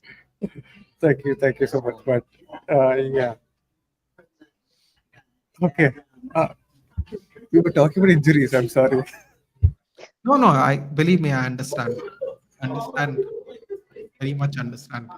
Yeah. Yeah, yeah. Ah, where were we?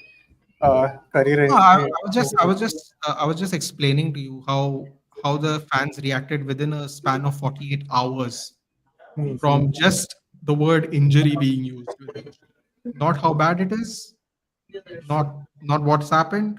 Sack him, cut his contract.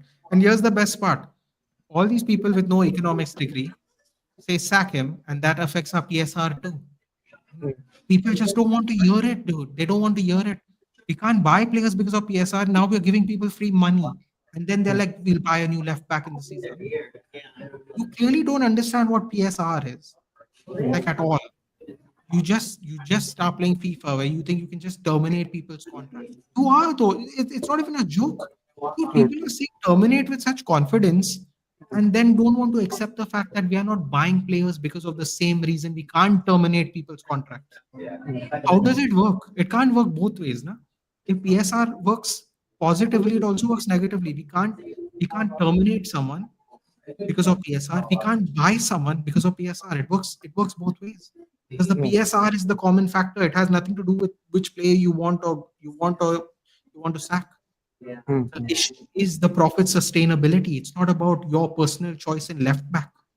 People don't want to understand that that's the problem, and you can't explain it to people. You can't. They either want to accept it or they don't want to accept it. Most people don't want to accept Right. it. That's only you can only tell them. Can't do anything else. Anyways, it's been a great discussion. Before I completely end the stream, any final words from the panelists and from everyone, Nathan, Raja, Arush, any final words? If people in the comment section, I mean in the chat, if you guys have something to tell, do let us know. I'll wait for like 1-2 minutes and then we can wrap it up. Anything? I have nothing to say except thank you for having me on, guys. It was fun. I normally don't like Arsenal, but this was quite a fun panel to be on. I am one of I try to see people think it's hate, but I'm like it's the era you grew up in. It was the Wenger Fergie era. If you don't understand, I can't help you. It's not a where we are from. It's not a derby thing. It's a history thing. So Exactly. people are like, why do you hate Arsenal so much? I'm like, you clearly are not born in there. I was born in. You would never ask that question. It's as simple as that. You don't ask that question. So it was fun. Like we have Arsenal people on the chat too. It gets very rowdy because all the United fan. Yeah, it's a thing, yeah. Like it's a thing that's always been there. So it's fun. It's fun.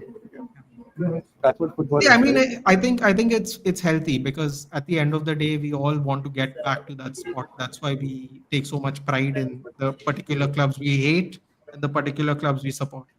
It's eventually it's an indirect way of saying we want to get back to the point where we are talking shit to each other directly instead of going, ha ha, you lost to Forest, ha ha, you lost to Crystal Palace. It used to be we beat you. We don't really care if you go on a 20 match win streak after this. We Yeah, beat yeah. you. So hopefully we'll get there. I mean, the Americans are quite a handful, but apart from that, hopefully we can get rid of them soon. But yeah, Raja, you thanks for wanted to having say me something? on. Yeah, like the road ahead for United going to be really tough for the next few years. I hope the current owners can trust Amorim enough and build him the team he needs. But because if he gets sacked again, you'll take another 2-3 years again to get back to the top level. I Yeah, agree. Actually, I think it would take a little less time only because he has not even gotten time to get his players. So the problem with the prior managers, everyone played a back four and everyone kept getting new players to fit the system. So technically, if Amarim gets people next season, it will literally be mostly Amarim players. So the clear out will not be as vast because the system will change.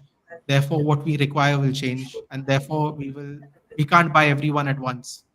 Whereas the back four kept piling on, and we kept buying players to suit the back four. So then we had an overflow of players who can't play Amarim system. But once Amarim sells a bunch out, only his players will be there, and he won't able to get all his players in one season anyway. So if it it'll doesn't take. work out next season, the transition will be a lot less expensive. That's what it is. Yeah, you'll have to go with a plan like something like a 6 or 8 window period, like to sort the team out. He's I got a hope he's got a United last 8 windows though. He's got a last 8 windows though. That's the main thing. yeah. He's got a last like that. That's the truth. Like if I honestly don't think we are moving in an upward trajectory fast enough at the moment. He has to actually last these windows. This is why I'm saying if he doesn't make it till May, the transition's actually not going to be that problematic because someone's going to start with a clean sheet in May if he somehow doesn't survive. Because we have not bought any of Amarim's players so far. I mean, Dogu, but I'm sure Dogu can adjust. Haven, you took Haven from Arsenal, bro. Yeah, Like, yeah. Listen, let's not get ahead of ourselves. Let's just see what happens. Let's not do all that, dude, please. We got the Is Fletcher Heaven twins from City even. No, I'm waiting for the Fletcher twins to get promoted. Then I will talk as much shit as I want to City. Until then, no, I'm not saying anything. is mhm. Heaven expected to take Martinez's position though? At the moment, as far as I know, only Obi Martin's training for tomorrow.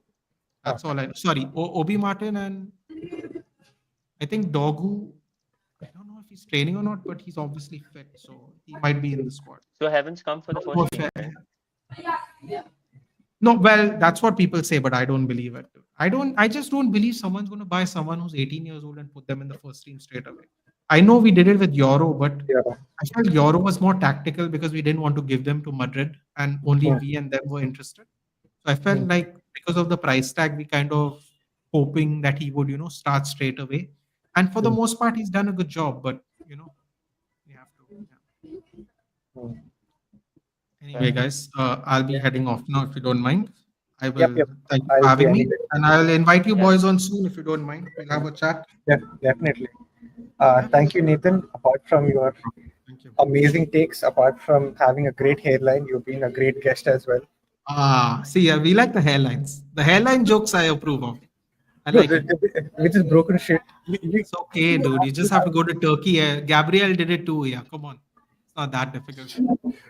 So, anyways, you've been a great host. One flight away from perfection.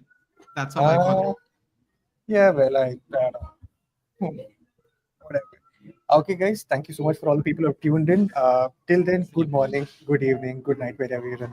Good night. Bye bye. Take care, guys.